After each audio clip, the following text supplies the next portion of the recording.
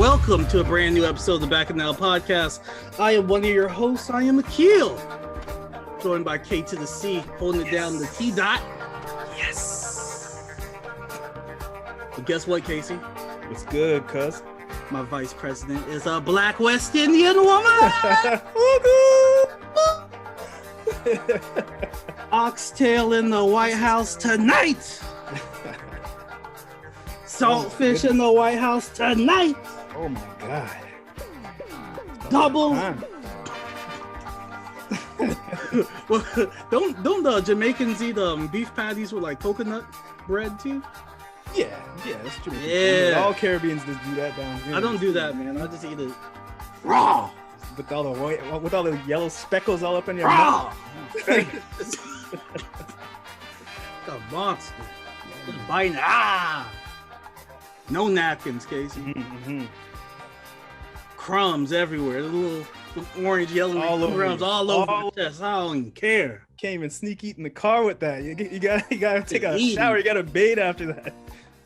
Just in the middle of Flatbush with golden crust crumbs all over my body. Yep. It actually has a scale of ones that are good and ones that are crap too. I don't know if you know that, but it has the good ones. Oh my God. When you come here, you gotta have a good Casey, before we start, we got beef, man. That's good. What? You done brought some Toronto mans to our podcast page. We're gonna get to that. I want you to do the intro, and then I could say where they can find us and where people listen to us and our top 3. No, it's Bacchanal. Holy shit! I had it all lined up. Okay. But yes, okay. Let's do that before we get into the Bacchanal. Yeah. Well, good. Let's do that. So, do you want to tell them it's a fusion of hip hop and all that good stuff, or what? Yeah. We're a fusion of hip hop, comic books, pop culture. Yes, all that blurred goodness rolled into one show. But what makes it so good? I'm in America. I'm giving y'all my American perspective. Casey's holding it down in Toronto, and we come together once a week. Oh, yeah. To let you know how life is going from both of our perspectives, and we just come together. All this blurred goodness just rubbing together and mixing, and then you make a cake out of it, and you put the icing and sprinkles, and then you eat a slice.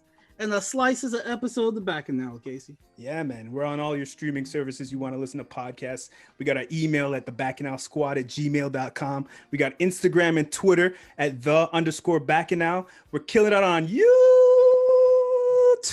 also. So check us out live. See our faces. See the do-rag. The line straight now. The line's a little off, but fuck it. I'm going to still rock it. And also, we're killing it on Facebook at the Bacchanal Podcast fan page. So come join us, join the conversations, get in with the fun, be a Bacchanalis. Akil, what's going on this Facebook page, man? What's going on? Come join us. Why are you gonna say that? Hey, you know I love the Bacchanal. You know that. You done know already. Casey brought this Toronto man's on the page. That's fam. It's all love, but if you can't handle it. It's the day of the inauguration. We just brought in Kamala Harris. It's a positive day. It's America's day. A historical day, January 20th, so. This man, Toronto man's comes in here saying, funny you rejoice that Trump is gone, but we have a new super pedo racist and the Indian woman claiming she is black. Dot.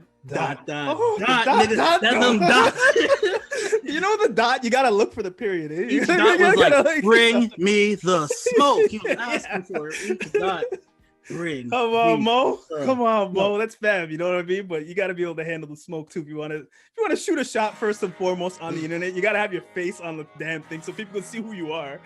But continue on with the story. Let's hear this. So he puts that in. I jump in. I was like, how's Kamala claiming to be black?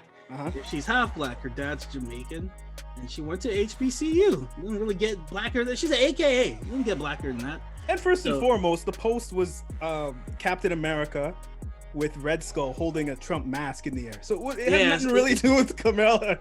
You know what I mean? It had nothing to do with her. It was just, he had that festering in his soul. He's like, gotta let these niggas know she ain't black. Like, what Red Skull do to him? So he's saying, so you're saying all Jamaicans are black? Nonsense. So when he said that, it brought me back to Atlanta because there's a good patty place I go to, and there's a Jamaican Asian man. So I'm just like, no, I know Asian Jamaicans. I was like, you don't have to be black to be Jamaican. So I put no, but he is, and I have a clear picture of her dad. It's a black man, and he has an Indian wife, which is very common in Trinidad. Yeah, exactly. Very common in the West Indies in general. So I'm just like, what's the big deal? So he then comments, he ain't black. Get out of here. She is Tamil. I don't know what Tamil is. Tamil. What's Tamil? What's Tamil mean? It's like saying like Trinidadian. It's a type of like Indian. You know what I mean? But it's not Indian. It's in that part of the world. So like, I'm not a genius. I'm an idiot. But it's like something like that. You know what I mean? I don't want to fuck up. So is it like the slur like when they use Dougla when you're black and Indian? I don't want to answer that question. I don't know. I have no idea. Where's Rory when could be some disrespectful shit. Yeah, we need Rory on the cast. Where's Rory when I have you? But the thing is, like, yo, it's still something to be celebrated. Like, why is he even bringing negative energy to it like that? You know what I mean?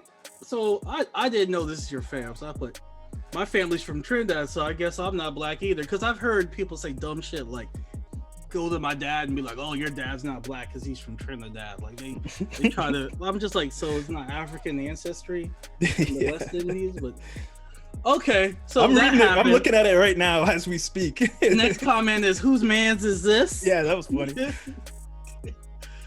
And then my boy Lonzo jumps in. He said, you come here and use the name of Vice President Kamala Harris to gentrify this post on your own agenda, and close the door on. I like the Denzel Washington though. Yeah, Denzel got some waves on him in that picture, in that gif. Next comments, never trust a nigga without a real profile pic. And that's agree. the thing right there. It's kind of, you know, how could you take a man seriously on something that's not even that serious, but how could you even go back and forth with someone who don't even got a real profile type of look? It's like a scarab or something. I was like, this nigga Bummy's alive? I didn't know what was going on. And then I'm like, that's some tinfoil hat behavior. And then I was like, look, it's 2021. Get some lotion and cut this ashy behavior out. We got to do better. And then somebody put, is he black? Are you serious? And then I was like, I don't know. He still needs some lotion though. And it just and then another person, but not that cheap water-based shit. That he need that Curel, that strong lotion. And then somebody pointed out he got scarab as his picture. Is he a hotep? What's a hotep? Hoteps are them niggas that be like, my sister, my queen, my they be bullshitting, like Dr. Umar Johnson. That's what that's what the movie we're gonna review needed in it. Promising Young Woman. That's all it needed was one of them. Really? No, I'm just joking. I was like, it like would have been funny if they had that. My sister, you know the dude with the fedora. Yeah, queen, the dude with the fedora. What a hilarious review like that. Girl. Trying to look out for you, girl, my queen, my white Nubian princess. That would have been great if that movie had that in there. But we'll get into the reviews later. So somebody's like, yo, did y'all roast him into quitting the group? Where'd he go? Did y'all ban him? Damn. And then their person put, there always got to be the one. And then he put ... He hit them with 3 dots. And then I put it in. I was like, yeah, he quit. Somebody put, man, I've been waiting for his comment all day, man. He's big mad. We're not here to be bullying people and make people feel. No, we're not, man. But come on, like, you gotta have an opinion. If you want to say, if you want to pop a gun in the air in a room, you gotta be able to have a back and forth dialogue. You know what I mean? Like, that's how I feel about it. Like, we're not here for the bullier to pick on nobody, but come on, you can't just jump out the thing and say, you can't say some wild shit and run. I got mad. These niggas out here trying to circumcise my wisdom, and the ramifications of what just happened gonna lead to me abandoning myself from this here post. Yeah, come on. Expeditiously. We built this thing for love and positivity, you know what I mean? Yeah, man. Don't bring no prison logic to the damn thing. Yeah. At least post a couple of things, you know? Like, I want to jump in and be like, nah, you're both wrong. She's a lizard person. You know? I was like, yo, it's not bullying. It was a verbal enlightenment. That's what it was a verbal. And then I tagged another Toronto man. So I was like, y'all got us looking bad out here. Somebody put, he Canadian. Why he pressed? What's going on here? They closed the door on them. Hey, man. My thing is, like, you know, these guys are doing all these things, raping people, touching all these people. What are you gonna do? But what are you doing about it? To like all these conspiracy theorists, extremists. You know what I mean? Like, what are they doing about it? Nothing. Posting a link. It's like you ain't know better. This is a damn link, man. Yeah, it's like, come on, man. They post that link. They're just like, job well done. They put their hands. Yeah. Job well done. The world sitting is on their safe. internet. Like, come on. The world is so much safer now. Yeah. My job is done. I have cleaned the streets. I get so many of those conspiracy theory emails and texts and all this stuff. I'm all like, oh man. But then I get, come on. Come on. Man. Come on. Come on. The woman Come just on, stepped foot into the White House. We out here slandering the woman. It ain't even been an hour. Like, get that monkey out the White House.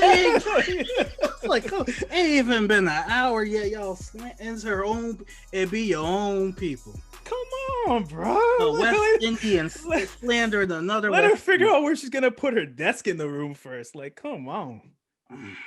But yeah, you're welcome back in the group. You didn't have to run like that, man. It's all I know. love, I didn't kick bro. the man out. Now he kicked. He's like, it's all too hot and heavy for me, man. Yeah. He just walked in the room and went bang. And everyone was like, what the fuck? And then he walked out. Like, he just walked in, shot the gun. I saw Batman. We just started having fun. It's not even 7:30 yet. Are y'all not ready for this? This guy bucked shots at like 12:30 on lunch break. He walked out. I was like, damn, it's too early. I still had the shit in between my eyes. I was early as hell. I was like, what way too early. Yeah, man. Yeah, man. I wasn't ready for that. Wish you the best, man. I'm gonna contact you just now. I'm trying to get you on the podcast so we can discuss this in dialogue and, have some real fun with it. If he come on the podcast, I'm bringing Alonzo. Hey, it's a party, baby. I need to bring a wordsmith with me. Yeah, because he likes to. He was one of the first people that was genuinely on Bitcoin before Bitcoin. He was on like things like he would say things a long time ago, and that corruption stuff would start to bubble up after. He was like that. He's that family member that's kind of that Anderson. What's that that white guy's name? Who knows like conspiracy things? Don't know. He was very into all that stuff, but he's kind of like that. You mean guy. like Joe Rogan? Joe Rogan's in the conspiracy. Yeah, but Joe Rogan's more kind of like understanding of both sides of things, he tries to understand more dimensions of things. He's not just like, no, this is what it is, and this was happening. Alex Jones. Yeah, that's why I posted Alex Jones. Yeah, I posted Alex Jones. Yeah, he's more like Alex Jones in my opinion. But Alex Jones is not a comedian. No, I didn't say comedian. If I said comedian, my bad. But yeah, he's more like Alex Jones, like passionate about it. Like, nah, you're being fooled, son. This was happening, So I could see him being like, oh, what the fuck, and getting offended and running off the thing. But it's not like these niggas ain't ready for this enlightenment. Yeah, man. exactly. Let me remove myself from this, man. They're lost. They're lost. These niggas is lost in the desert, and they thirsty, and I ain't gonna quench they thirst with knowledge. Not one drip. Not one drip for these niggas, son. Yeah, so yeah, that's what's going on, man. It's all love. I know you're probably listening to this right now, so it's all love. It's all love. Leave these niggas parched. Is that all you want to say to this? You want to add more to it? Because we have listeners. We got our top listeners that I love to ring off on the thing. You know what I mean? Let people know from SoundCloud. Yeah, shout out some SoundCloud people. That's fine. Yeah, thank you for listening, everybody who's been listening and who's been supporting. We love you guys. We appreciate you guys. That's what keeps us going with this. Number 3, Phil Kaiser. He's a listener. What's up? What's good? What's happening?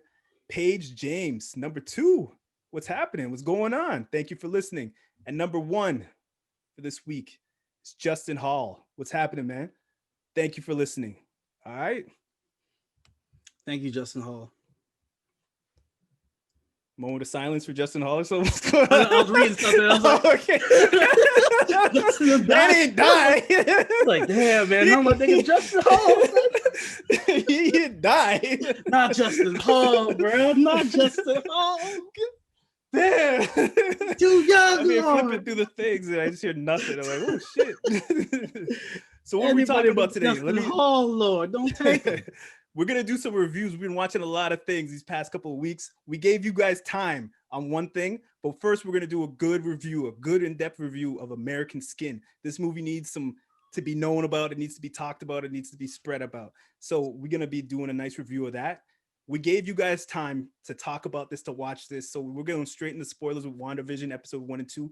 We're going to talk about all the things we saw, what we thought of it. And we're going to review One Night in Miami. We're going to do a nice little review on that, a quick little talk. And then we're going to finish the show off with Promising Young Woman. All right? Yes. Let's get into the show. All right, we're going to drop the trailer here for American Skin for all you listeners out here. Drop that right here. All right, so American Skin is finally out. It's the follow-up project from Nate Parker, who gave us, what's the name of that movie? It was the Nat Turner movie. I was about to say American Gangster. That is not the name of the movie. Birth of a Nation. Yeah, Birth of a Nation. Yeah. Which I thought was excellent. It was a great movie. I thought it was a great movie. The message was as honest and clear as he kept it, you know, and people weren't happy with that. And they blackballed the poor guy because of that, man. Which is bullshit. And what's happening now on this movie is they're giving it like on IMDb, Rotten Tomato gave it like a 33% when I saw the movie, and then now I'm seeing it now. They're giving it 29% on Rotten, 1 out of 5 on IndieWire, 5.5 out of 10 on IMDb. So that's bullshit, man. No, people, and it says 93% people like this film. So, you know, there's a clear going on. Yeah, there's something going on, and it's only $7 to watch on now on YouTube. So I would drop the $7, pay for it, and watch it. Support this thing, man. So American Skin, it's a story of a Marine working as a janitor. He tries to manage a relationship with his son after divorce. When his son's killed by a police officer found innocent without standing trial, he takes matters into his own hands. Yes. Yeah. Came out January 15th, 2021.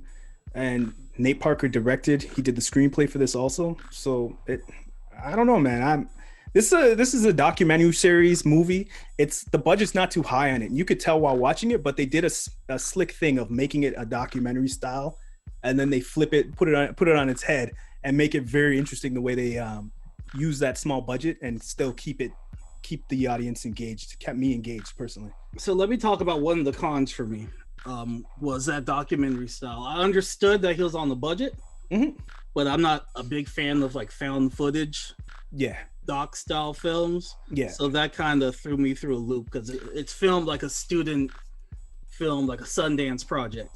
At first, it threw me off at first too. I was a little like, oh, all right, you know, but after it started going and it hit, you know, the fourth wall got broken, I was like, oh shit, okay, all right, you know. So and another thing, at first it kind of hit hard. It kind of hit soft. I don't want to talk over you, but another thing that I really enjoyed about this film, because we have so many like black trauma films, like I think of Queen and Slim, and what I enjoyed about this film is like they don't really show the son getting shot. Like whenever they have those scenes, it'll cut away, and I feel like we have so much of that black trauma going on in the news that he kind of shied away from showing that scene in its full. Yeah, I think they did worse than showing him get shot, like, because we've seen that so much. But what they did in this movie was more effective, in my opinion, to impact a viewer if you know where it's going from the trailer already. Because they did show it, and they showed it and made you hear it and live through it in different times and different facets. You know what I mean? Like it happened, you heard it, you knew what was coming, and then they stopped it. You know what I mean? And then they showed a little bit more, and then they pull it back. So it's like, oh my god, you gotta. So it's like they make you live through his mind state with it in a very slick way. I do enjoy the short runtime of 1 hour and 30. Yeah, but I feel like they could have fleshed some things out in the film. You want to get into spoilers with that later? Yeah, I'll get into spoilers with that later. Because I personally like the runtime of 1 hour and a half, because it has the introduction, the middle part, and then the ending, and it has a certain 40-50 minutes in here where it's just straight powerful viewing, where it's just I was just like completely into the whole movie, like, oh my god, you know. So I think the actors all did a phenomenal job. Everybody played their part, and they actually like they picked these people, or these people said they want to be a part of it, and they all did it to like what their acting ability is. They brought that out.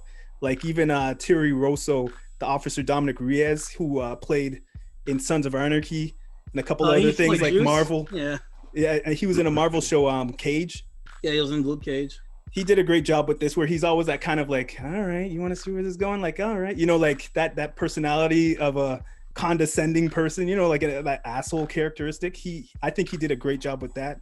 I had an actor who popped up in this we were talking about from Power all the time, and when he popped up, I was like, oh Lord, here we go. Okay, no. This is where we're gonna differ. Mari Hardwick added nothing to this. No, man, he added energy. He added, look, man, we're gonna do this. Mari Hardwick plays a cancer survivor. He's on his last chemo treatment. He has all his hair. He has all the muscle physique. This man, he's just sweating. He's just like, cancer. Nah, you got a bad flu. That's all. You got a little flu. I got the cancer, but I'm gonna ride with you. Hey, man. I'm gonna ride with you. Gangsta, he looked man. like he just left the gym. He was just sweaty. But the only thing was he just looked Nate sloppy. called him up, was like, yo, I need that favor, bro. He's like, Omar's like, say less, fam. Say less. I'm gonna be there. He's like, what's my name? What's my character's name gonna be? And he's like, Scott. And he's like, nah. Scott's too nah. How about Omar? He's like, but your name's Omari. Yeah, nah. Yeah, it's perfect, bro. Omar. We're gonna take the I off my name. Yeah, he's just like, you see what I'm doing here? Some method acting. But man, he's the same him he always is and everything. Man, but when he showed up, don't lie, he added a little bit of energy. I was like, oh, here we go. I laughed. I was like, is this even for real? He's just like, that cancer getting me again. Looked like he just took Vaseline and just went like this real quick. Like he ran the mile. They're like, all right, Mari, we need you on set. All right, hold on. Let me get in character. Cancer. But he gave reasoning to why they were so go for broke. You know what I mean? Like, he gave reasoning to it, I think, personally, because it had a scene where Nate Parker's character, Lincoln Jefferson, was like he was just like, I ain't shit, man. You know, when they're watching this stuff happen on the news, that part was heartbreaking. And then you just see Omar, you're like, yo, let's do it, baby. One last ride. I was like, I get it. Cancer those, Brian. I'm ready. Yeah. My favorite scene in this movie. Even though I feel like a lot of it feels like a play. I feel like it definitely feels kind like of plays out like a Broadway play to me. Yeah, definitely feels like a play. That's what kind of threw me the off. budget restraints on the film, really. Yeah. If they had a bigger budget, they could have really. This is not a spoiler, but like I wanted more, like the siege of them taking over the police station. I feel like that's kind of skipped over. Yeah. And this is an issue that I have with another movie we're going to review later. What you're saying is a big problem I have with another really good movie, in my opinion, that we're going to review later. Okay. But continue on. Yeah, so the budget constraints really kind of that's like the biggest hindrance of this film. Yeah. They made this film 2 years ago. Wow. So this is not even in relation to George Floyd or anything. That's crazy. And the relevance of this film is just crazy that he made this whole, 2 years doesn't seem too long, but like a lot went down in these past 2 years that you're just like, you could have added more to this film, but again, budget constraints. Yeah, but it is like a play. It is small budget, but the core part of it is the essay that they explore through the police brutality and this whole back and forth that's been happening. And I think the movie is completely about police reform and building empathy to show like other races, not just because we know what's going on. Black people know what's going on. Yeah.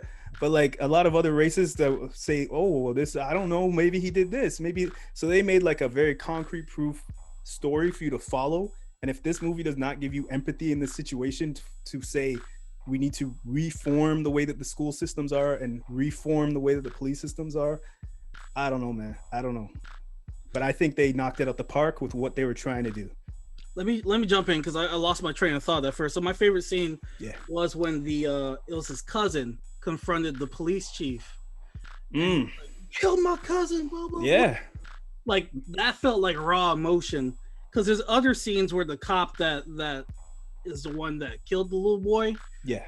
Scenes where he's just reacting. Like he's just overacting. Like, I don't give a fuck, man. I gotta get home. I gotta get home to my kids. No, I thought he did good. I thought he was doing the most like Viola Davis boogers. Nah, man, he did his thing, man. I thought like Juice from Sons of Anarchy. His asshole cop. I thought he did well. Yeah, because he wasn't over the top. He wasn't over the top, but believable. Then the guy that they're like basically put on trial. Yeah. He got the sniffle. He's like, do it again, man. I gotta get home to my kids, man. I was like, did they just grab him out of theater school? Like, he was. Yes. But he's done things. Let me look him up right now. Officer Mike Randall, Buchanan. He was doing the damn most, man. I thought I was watching, I was like, man, he's killing it. He's getting his point across, but it's still like killing himself, man. Blood pressure.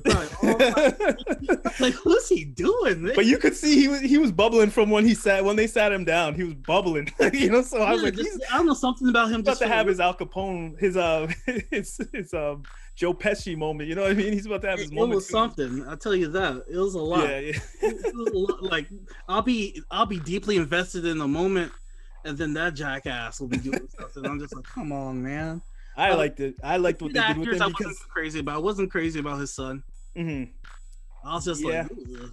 I do like the moment where the student. His son was cool. His son wasn't a great actor. He was just cool. He was doing yeah, I get you. When the student actor's director is interviewing Lincoln, who's Nate Parker's character, and he says, "Hey, describe your son." And he's like, "Nah, better yet, let me show you." And he shows that video of his son, and I feel like that's like a real human moment. Mm-hmm. But this movie's just so fast paced, like they don't waste time. Like 20 minutes in, they're like, "All right, we're gonna take over the police station." Yeah, well, it's clear that they have an agenda to get to, so they moved quickly to get to that agenda spot, that sweet spot, and then do all the dialogue and the argument and the either convince you or not convince you of what they want to go through. You know what I mean? What their message is. The other thing that I felt like some people like it, some people say it's kind of corny. Mm-hmm. The dialogue, I can see where the corny stuff is. The dialogue from Officer Dominic Reyes, who's Theo Russo, the guy that plays Juice. He's black, by the way. He's half black. Mm-hmm. He's always playing like a Hispanic, or he's always playing everything but black. Yeah, when he was doing the Hispanic talking and acting and stuff like that, I was like, yeah, I don't know. Like, he's like, no essay, I made it out, your homes. Yeah. And plus, I didn't have the subtitles on, so I couldn't understand what the dude was saying to him. Yeah, they had a whole dialogue moment where it was in all Spanish. I was like, damn. And all I heard was punto. I was like, oh, bitch. Yeah. Yeah, that was one thing, and I guess they wanted to really like push that whole student film, and they didn't add the subtitles for that moment. But I guess they talked for a good 2-3 minutes in Spanish, man. Where I was just I was like, this might be some good dialogue, but we ain't getting it. Mm-hmm. So I was just like, nah, missed that moment. But yeah, he was over the top. I just felt like his dialogue was just taken off of like Reddit forums of like racist people, where they're just like, all lives matter. Mm-hmm. Like they just went to the all lives matter forum. They just copied and pasted. They took the arguments, yeah. They just made dialogue out of that. Yeah, I like the Jailbird guys. Yes, like Mo Ray. They didn't even give him a name without spoiling it. Huh? Can we explain a little bit more of the movie without spoiling it? Oh yeah. My bad. And so what happens is after they have a siege of the police station, they put the cop on trial, and they take members of who are whoever's around. So they take some inmates who are nonviolent offenders and just whoever's around, and they form a jury of his quote unquote peers. Yeah. See what they did there? Because black people, when we go to trial, we're in the jury of our quote unquote peers, and there's not faces that look like us. So they kind of they flipped that on the cops, where there weren't any cops in the jury. Yeah. This trial that they did, their mock trial. I thought the mock trial was done well. Yeah, I thought that was the whole. They had that whole idea, and they were writing like, how do we get to the trial situation, with this movie. So when they got there, that's where I was like, okay, this movie really took off. But no, I really enjoyed this movie. I'm trying to say things without spoiling right now. Yeah, but I just feel like the people that need to see this movie, they're not going to see it. That's the main problem, because the marketing in this is not. They're not marketing it. Like, it came out on the 15th. I ain't seen nothing except Omari Hardwick made a post on Instagram. That was about it. And then I posted on our Instagram, and I posted on our Facebook. But like, a lot of people don't know how to access it. They don't know it's on Amazon. They don't know that they can rent it on VOD. None of that. Yeah. And Nate Parker would be a great Black Panther if they didn't blackball the man. It's a fact. He would have been amazing. Like, come on, man. Blackball. He could act his ass off. Yeah, like he carries the film completely. But when I watch movies like this and I see black people do these things, I'm just like, it's gonna be a set it off moment. Day after day. Boots. So, all in all, how'd you feel about the movie? Because I want to move on and get to more and get into spoilers a bit and jump in. The first 20 minutes to me, they didn't drag. They were kind of like table setting. Yeah. I don't know. Pacing was good. Some of it was unbelievable because they just took over the police base so quickly. It was just like, it's kind of choppy, and that's intentional because it's a student film. But yeah, me and you and the audience all know that's due to the budget that they couldn't. Yeah. Show that. And I wanted to see that shit though, man. I wanted to see Omari Hardwick like, I got your 7, watch my 6 or something. I don't know, some bullshit. Yeah, I feel you. But it does have that look like they're using just a DSLR camera and not a real red camera or high end IMAX camera or something. It really has we went to Best Buy and copped something and just did this thing. So yeah. But I think for what they had, I enjoyed this movie a lot. Sorry to cut you off. What's your No, you're fine. So yeah, I was gonna give it a 7.5, but after I watched it again because it's such a quick watch. Yeah. And I don't know, I didn't hate it. I just felt like it felt like a play. Yeah. Yeah, but definitely felt like that. The only hindrance of this film was its budget, and I can't, spite this movie because it couldn't get the funding it deserves. So I'm giving it an 8 out of 10. Yeah, I'm giving this a solid 9 out of 10, man. I very much enjoyed this movie, and I could watch it again. And I want to recommend it to people. If I'm talking to people about movies, I'm gonna be like, "Yo, you should watch this." You know what I mean? Like, this is a recommendation quick watch for me. too, man. That's what I'm saying. An hour and a half, in and out. So if it was like 2.5 hours where you're seeing more than you need to, they didn't waste any time. They just table set. No, they didn't waste any time. Straight to the shits, and then they got the point out. And I kind of want them to get more money and do a director's cut. That'd be dope if they got more money and got to remake the movie with a bigger budget. Yeah, that's all it needs, really. If they could because I'm just like, if they gave them 30 more minutes, and maybe Blumhouse, they could get Blumhouse to produce it, give them that $5 million. Yeah. Let's get into spoilers. All right. What spoiler do you want to? Okay, this movie is low budget, it's cheesy. It has a part where they're like on your knees and he's calm and he says like, call your girl, call your son. You know what I mean? Oh, that part. It's quiet for a second. Coming home. Yeah, it's so cheesy. That nigga's overacting so bad. That's why you're like, he's not that bad. I was like, yes, he is. But one of my favorite parts is when he cocks the gun out and everyone's like, oh shit! And it was so over the top and cheesy.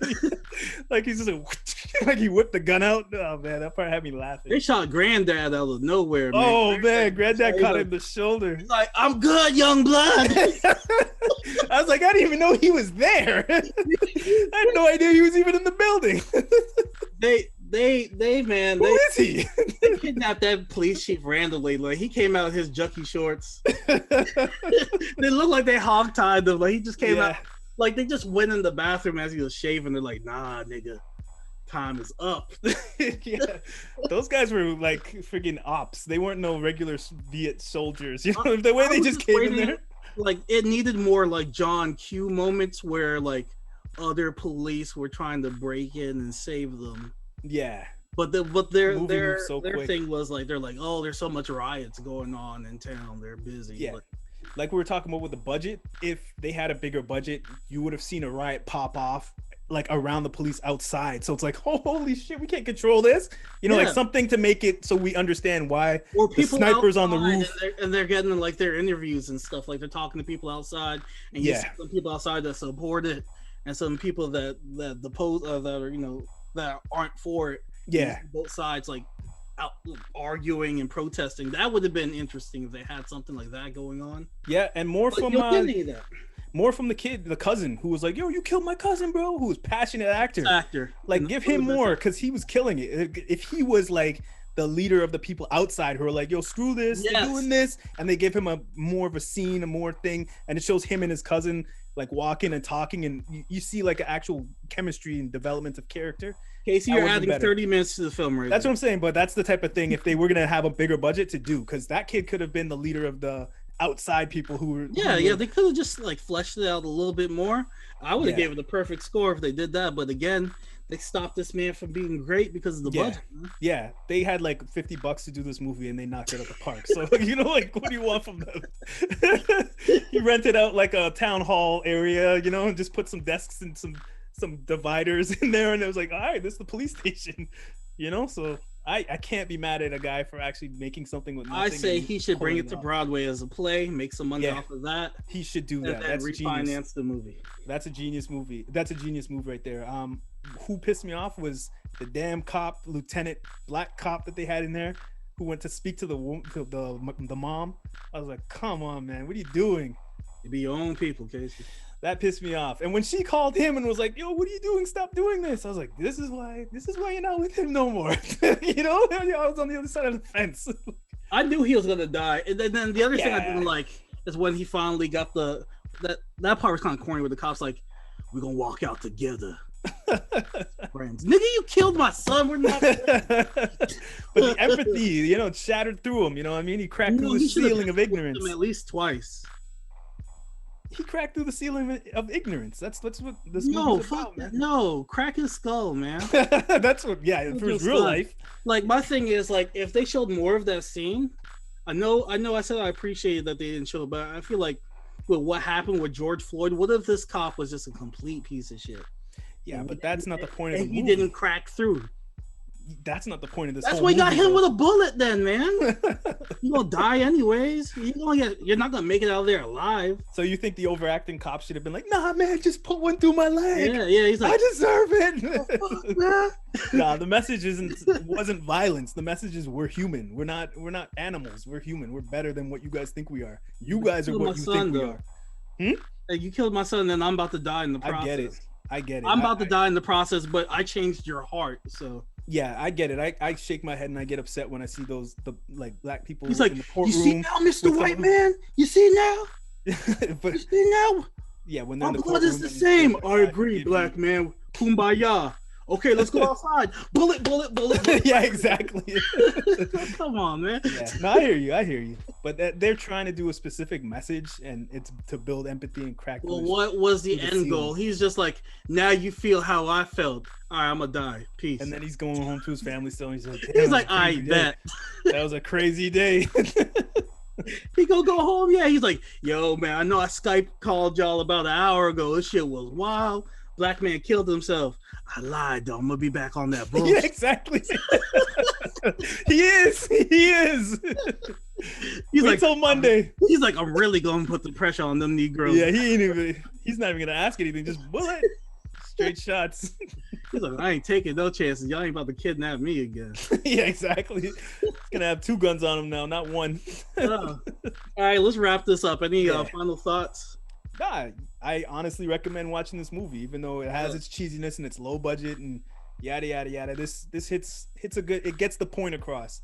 It's not a perfect movie, but it made a point and it articulated itself, and that I applaud. So I would say check this out. Let's try to see past the budget, man. Yeah, see past the budget and the bullshit overacting, because that shit it does get funny. Yes, that actor. Oh man.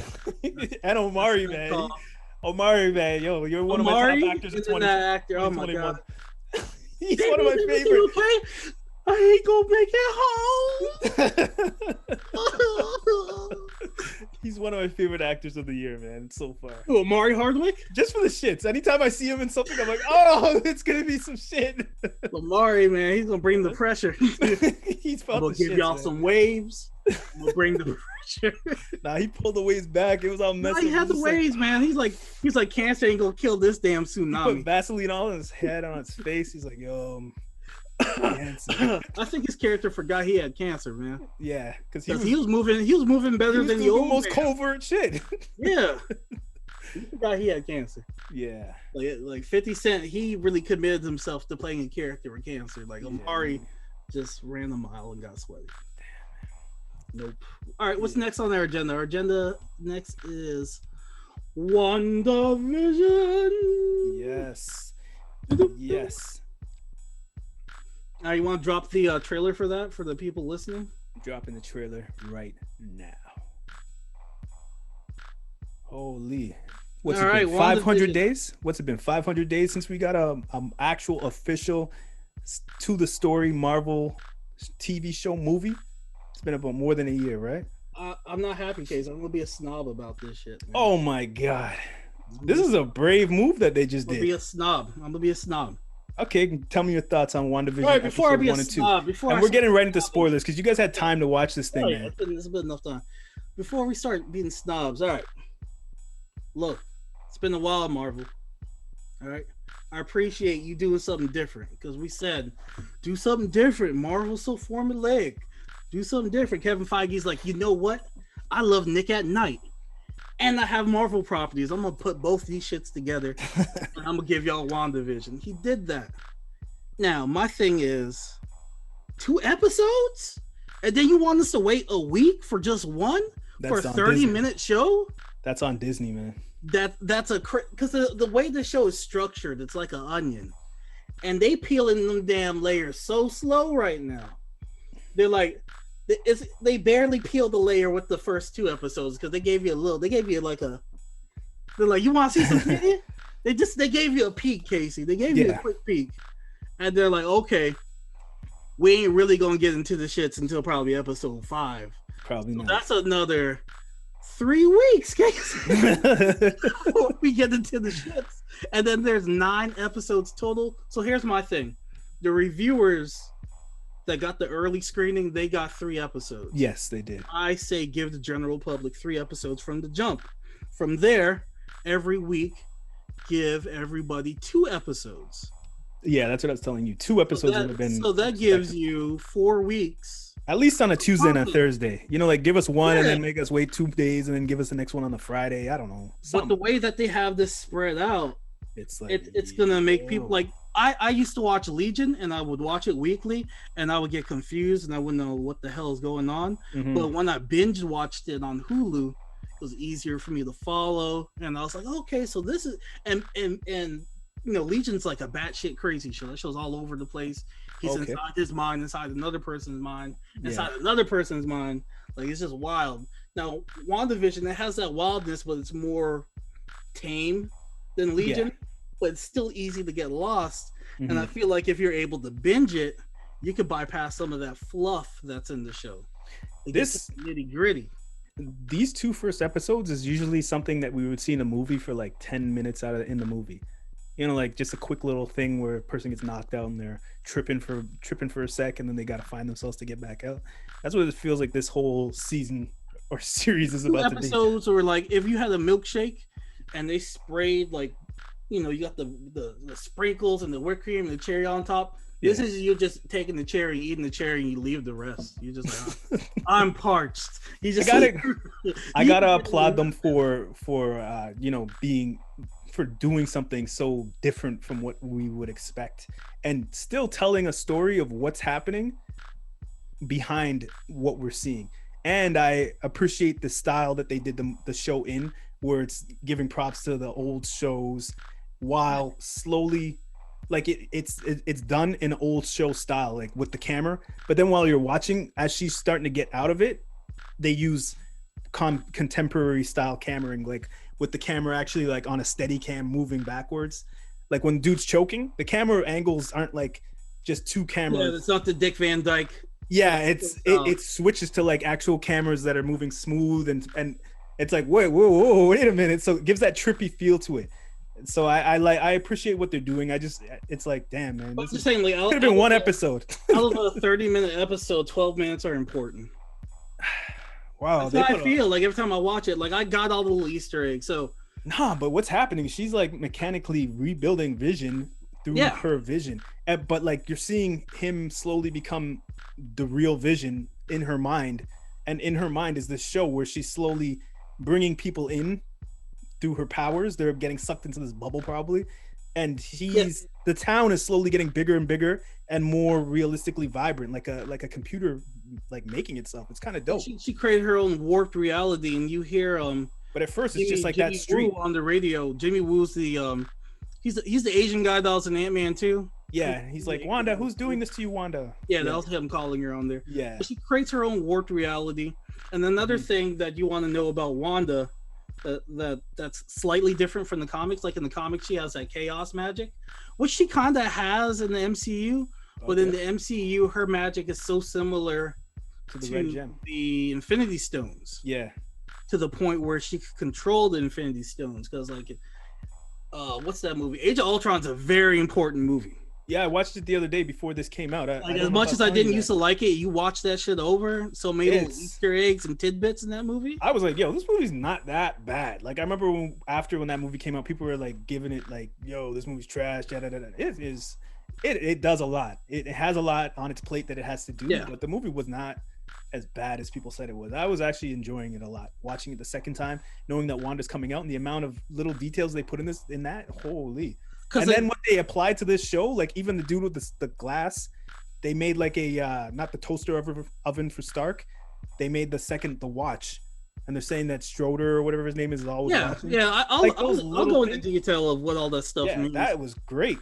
Because everything is like a moment of her life. So the toaster oven, that is when she was a kid, a Stark missile landed in their living room, beeping with that red dot, but it never exploded. Exactly. And traumatized from that. That's from Ultron when they talk about that in the movie. Yeah, I'm just like, all this stuff is from Ultron. That's from a conversation. The Stroker thing, that's from the after credit scene. Winter Soldier, where they show you that she's in the cage, her and her brother, and Stroker was basically doing experiments on them. Yeah. So you're basically seeing her broken psyche, and with her powers, as I said, they're kind of like her powers in the MCU are kind of connected to the Infinity Stones, because they show you in Ultron, she uses her power like the Mind Stone. She warps Tony Stark's mind. She also uses the power where she controlled the actual the stone. What stones in Vision's head? Is it the Soul Stone? Yeah. Is it the Soul Stone? Yeah, it's Soul Stone. Okay. Like they showed you that she controlled that stone in Civil War, where she made his body like transparent and start going into the ground. Yep. And they also had that conversation in Civil War where she's like, for some reason, like, I'm kind of connected to you. Yep.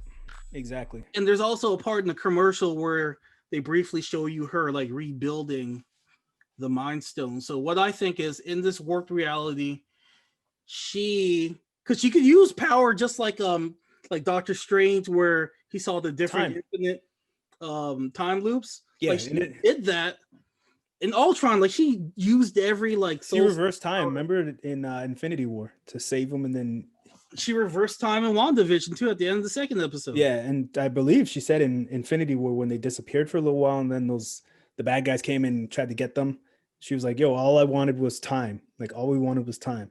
So like this is like her breakdown. I think she had a mental breakdown or something. Yeah, she had a mental breakdown. She brought the corpse of Vision back there, did a reverse, and she alerted the evil witches and all the other people who have powers like that. Yeah, and she brought the damn devil in there. Yeah, it's trying to infiltrate her right now, because it has parts in it where they're like, for the children, we're doing this for the children. It's like, wait a minute, there ain't no children here. What are we talking about? So yeah, there's somebody in there who's trying to do something. And Doctor Strange 2, it's called the multiverse and the madness or whatever. And the madness aspect of that movie is going to be Wanda. Dun dun dun. Crazy. Now, let me pull up the cast and all that. The woman who is her neighbor, Agatha is a character. Agnes, actually, but yeah, she's going to be Agatha Hargraves. She's basically the witch who taught her how to do what she does, right, or something like that. Yeah, but she works with Mephisto, so she's like. She's trying to bring Mephisto back out. Yes, because in episode 2, she mentions the devil a lot, and she's just giggling and stuff. So her job is pretty much to keep her in that crazy state that she's in. Because whenever she's about to come out of that state, she'll like interrupt the conversation, or she'll just pop up out of nowhere and be like, "Hey guys, I'm your zany neighbor." Like, nah, you on some sinister devil. Oh yeah, we're gonna find out soon. Monica Rambeau was in there, who was all grown up. We last seen her in Captain Marvel, so she's all grown up.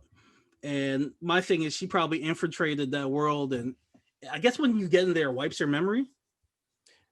Yeah, she hypnotizes you when you're in there, and they don't realize that's what's happening to them. So when she's choking a guy out who's probably a professor or like a doctor who was trying to research what's happening, and he gets pulled into it.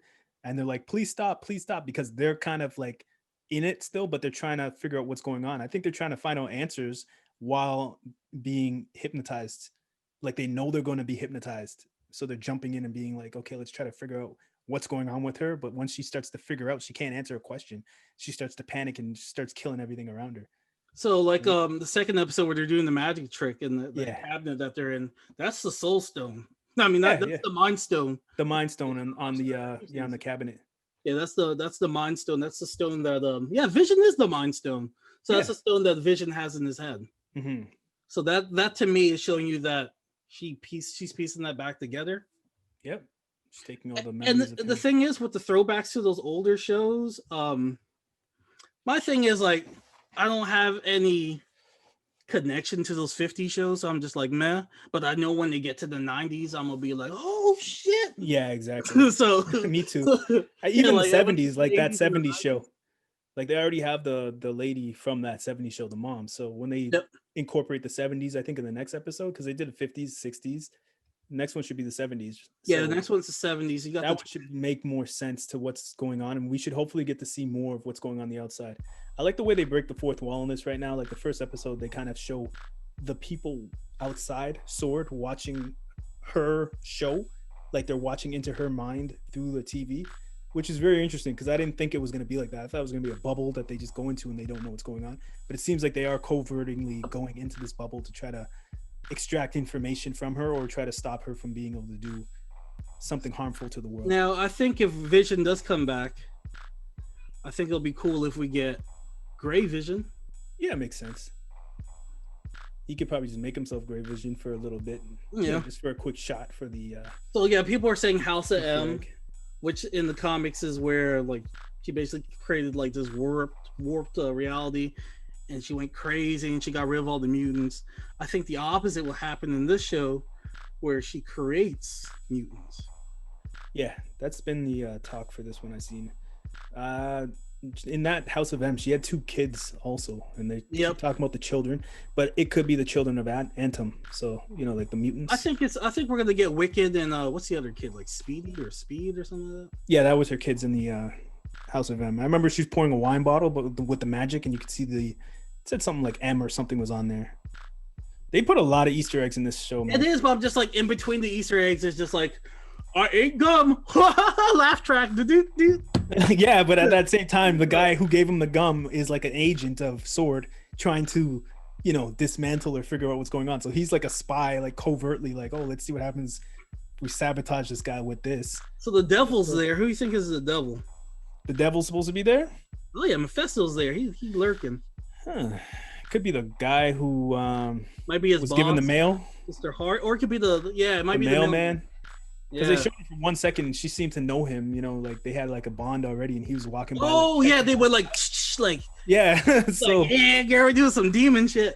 Now I'm shooting from the hips, but yeah, it could be. Yeah. I'm pelting from the waist, But when I saw that part, I was like, why did they make that stand out like that? Like there's a reason for that. All right, he's Mephisto. I made up my mind. He could be, yeah. But now with Mephisto, that brings in so much. I was just like, okay, Ghost Rider could be in this universe now. Yep. Which they showed in Agents of S.H.I.E.L.D., but they act like Agents of S.H.I.E.L.D. is like a redhead stepchild. I don't know why they did Agents like that. They really did. They could bring that. They could revamp Agents of S.H.I.E.L.D. and make it have Sword come up, and then Agents of S.H.I.E.L.D. comes back or something. I don't know. I never watched it, so I don't know. Well, Sword seems like he's gonna be ill. Yeah, Sword seems dope. They like S.H.I.E.L.D. Is Sword only in space, or is it? Yeah, it's space. It's like Donald Trump's Space Force, man. So what if she's not even on Earth right now? What if she's in space somewhere? Nah, they showed in they ruined shit in commercials where they show like Monica Rambeau gets shot out into the grass. But when she like lifts up, like her eyes are like kind of red. So I'm just like, that's Mephisto shape shifting into Monica, because if you look in the crowd, there's another Monica Rambeau in the crowd. So I think Mephisto is shape shifting as different people in that universe. I don't know. I'm very interested to see, and I'm very excited to see where this keeps But going. again, like I said, Casey's gonna be episode 6 when the shit hits. Yeah, I was about to say, like, this is not, to me personally, this is the type of show where we would have like the main show, like from Marvel, we would have 2 shows. One would be like the Falcon, that show's on, and then this comes on the Saturday. then Falcon on the Tuesday, this on the Saturday. Yeah, we should have two balance shows back and forth. But this just being one by itself, it's like, nah. Did you watch this more than one time, or did you watch I watched it twice, and I was just like, I got bored. When you watch it the first time, you're like this. Yeah. Looking for every clue. Yeah. You watch it the second time, you're just like, all right, stupid joke. This is important. Stupid joke, fluff. This is important. Fluff. Bullshit. This is important. Yeah. But I think like almost everything in this was an Easter egg or a like a fake out. Like even the magic trick she was doing where she's like make him disappear and reappear. Like that's literally what she's trying to do is make him reappear. So yeah, everything is like a subliminal message in this. It's all subliminal. This whole thing is like entirely subliminal, and they put a 50s, 60s, 70s, 80s type of picture in front of our face, but it's really, and they even say it like, how long is this magic gonna happen? Like how long can we do these tricks and they'll believe us? You know, like, so it's kind of cool the way they're doing this. I just wish. So yeah, I think episode 2 is extremely important, and not always, but watch over the scene with Agnes talking, because she goes into like detail talking about the devil. Yeah, exactly. That's in the that's the second her episode. like basically just hitting at Mephisto. I saw an Easter egg where they're talking about the beds, how the beds are separate, and I remember in 50s shows they used to be like that. Oh yeah. And then they put the beds together, saying like, "Oh, that shit is old," and you know they're trying to move forward with stuff like that. Because back in the day, they didn't want people to know that, you know, if you have the beds together, that means that you're bumping uglies. Yeah, so that was kind of cool that they did that, and yeah, it's a cool show. It's just, you know, I was hoping for more of an action-packed, you know, something happening on the other side, and then we see these slow episode process things happening in her mind also. But we'd also get the action-packed sword stuff happening outside of the bubble. You know what I mean? Like just to keep the momentum going. Nope. But like it kind of, the second episode, I was kind of like getting tired. I didn't fall asleep, but I was getting tired, and I was like, you know what? Let me just take a break, you know, and come back, and I ended up just lying down and watching it with no sound. Yeah, let's throw that on. Yeah.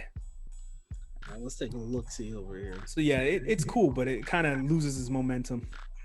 Yeah, and some people are just like, this is boring. I can understand that for the young. No, I get it. Who have no connection to this like 50s show, because they're just like, I don't know what the hell this is. I don't watch Nick at Night. So I understand where they're coming from. Yeah, but I appreciated the directing style that they did, where it was actually looking just like the show. I like the way his dialogue, like the jokes, were done in a different style from episode 1 and episode 2. They were actually like different actors, like they were pulling out different styles of comedy, if you get what I mean. Yeah, like when he walked in and the plate hit him in the head, he was more like, oh, you with the flying saucers. In the first episode, he was more like, oh, what am I gonna do? You know, like he was. So it was kind of interesting the way the comedy was done differently to mirror the TV shows that they were taking from. So and I thought the actors did an amazing job at that. I don't want to talk over Easter egg right here. It says cheer up, Sleepy Jean. So part of the commercial, instead of saying streaming January 15th, it says dreaming. Yeah. January 15th. Yep. So that right there is just like, oh. So this is all we haven't seen yet. We haven't got to this yet in the show. Man, if they make the Mephisto that black man. I was about to say, yo. Why they always gotta make the black man the devil? Because I was like, she keeps talking about her husband, but we haven't seen her husband yet. If her husband's a black man, we're like, man. And he's the devil. So he gonna just turn red. That's before she's about to get shot out. See how the screen, go back? See how the screen's jumping? Yeah. She's talking to Rambeau, the screen jumps. So she's like starting to like wig out again. She's getting questioned uncomfortably, and seeing she's about to shoot her out of the bubble there. Crazy, man. Yeah. Daydream. In the 80s, that was an 80s shot that it had. This is the 90s, but in the 80s, the whole town is like, you could see the entire town. Remember the first episode? You could just see like the street, maybe a Y shape of the street. So is she pulling more people in? She's getting like bigger and bigger and bigger. That's what it looks like. Pulling more people in. See, now you could see an entire like town. You get what I'm saying? Before it was just like 2 blocks. So it's a small bubble and it just keeps growing, and so it's like, all right, yeah. Do something. And I also love that Vision is like trying to figure out what the hell's going on. Like he's like asking people like, what exactly do we do with this job? Like, you don't find this strange that we're just taking paper and pushing it over here? Like, and he's asking people like, what do we do like for the town? Like the street watch, you know what I'm talking about? He like, that's like their little Avengers. Yeah. But they're just like actually just talking and gossiping. But I like the way that he's like, okay, what can we do? Like you're seeing the actual vision. Like how can we protect the city? You know, like. And then the radio, So I thought that was cool. Wanda, could you hear me? Like the radio. Through the radio, yeah. That's. I want to see how they're gonna explain all that type of stuff. The beekeeper. I want to know what the hell that is. Who do you think he is? What do you think? I just think that's a random guy from Sword, and he's like, "You ain't about to hypnotize my ass." I got. Yeah, I think he's just moving covertly. He's trying to sneak in to be able to act like somebody and be like, "Oh, hi, how you doing?" You know, and then like slowly get. But then he was just like, "Oh shit, she caught me." You know, so I think it's a pump fake where people are like, "There's Mephisto," and Mephisto's going to be the black man. Yeah, I don't even want to check. Like, I don't want to check the IMDb and see cast names because then that'll spoil it for me. Yeah, the Agnes, I put that together a long time ago. Yeah. There you go. That's the real world stuff right here. Yeah, that's what we need more of. We need to see what's going on outside and inside. There you go. Yeah, outside, some outside smoke. There's my boy Jimmy. Okay, they run into something. They run into the bubble. Wanda got a donk on her. She been eating. Yeah, so they're in the real world. Looks like they're on Earth. World right there. So that's the bubble, we can't contain it. Yeah, exactly. And he has a shield. It looks like he has the sword embroiderment on his jacket there. Yep. So these are. So he went from a small-time cop in San Francisco to a sword agent. It's like, man, my man working hard. Yeah, good for him. Working hard out here, man. There's the bubble right there. You saw that, right? Go back. Yeah, it looked like it. With the helicopters flying around it. There it is. That's the bubble. Yeah. That's the bubble right there. That's it. It's growing and it's just warping reality. Yeah. And he's flying up trying to investigate. There's the Mind Stone. Yep.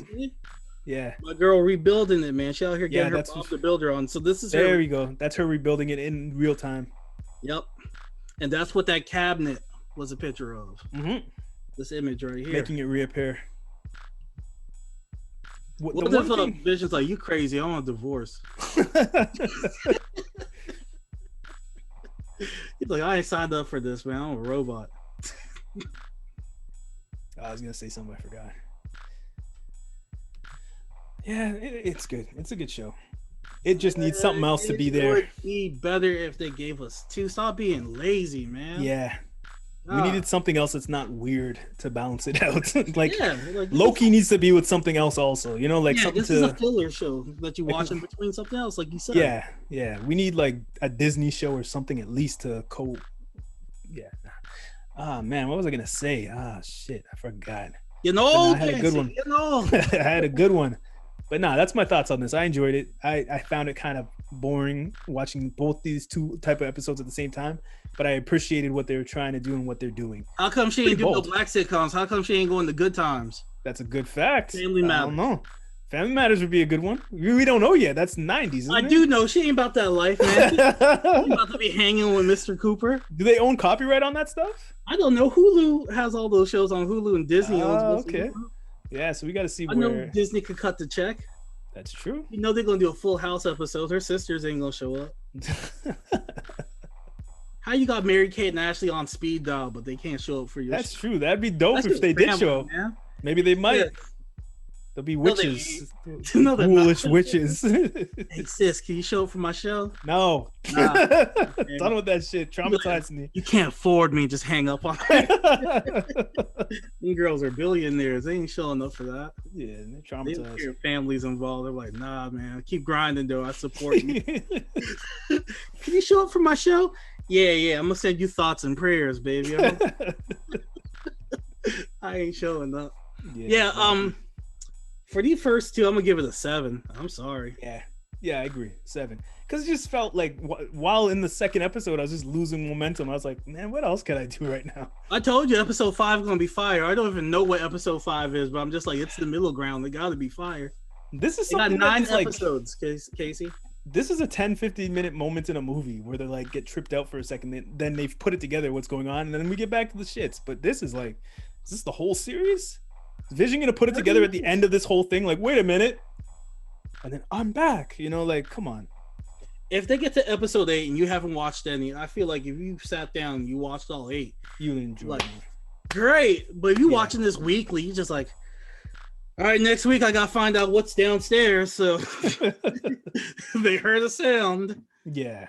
So I'm just like, kudos to Disney and Marvel for putting on a show like this and actually taking a chance. Kudos, man. Stop being lazy. Props to them, man. Props, because they're doing a lot of work right now of building up a whole nother world that we haven't even seen yet in the Marvel universe. So this is like a week. It won't kill you, Disney. You have this, it. This is like another Ultron type of thing where it's like right now it's a little tough, but then I'm sure when we go back and watch this, we're gonna be like, holy, they talked about this in this show like 10 years ago. Okay, so we wait weekly for 30 minutes. Yeah, it's crazy. Content. It's crazy. I agree with you. We need more. 30 minutes after them not giving us a year or nothing. 500 days, I heard. It's been more. Gosh. So all right, I'm done with that. Yeah, exactly. I'm done with it too. All right, so what's next on our agenda? One night in Miami. They ain't go to no strip clubs. Not one. This is not what I thought this movie was going to be about. Let's get into it, man. I'm gonna drop this trailer right now. Right. One Night in Miami. All right, so this is based on the stage play by Kent Powers. I could tell.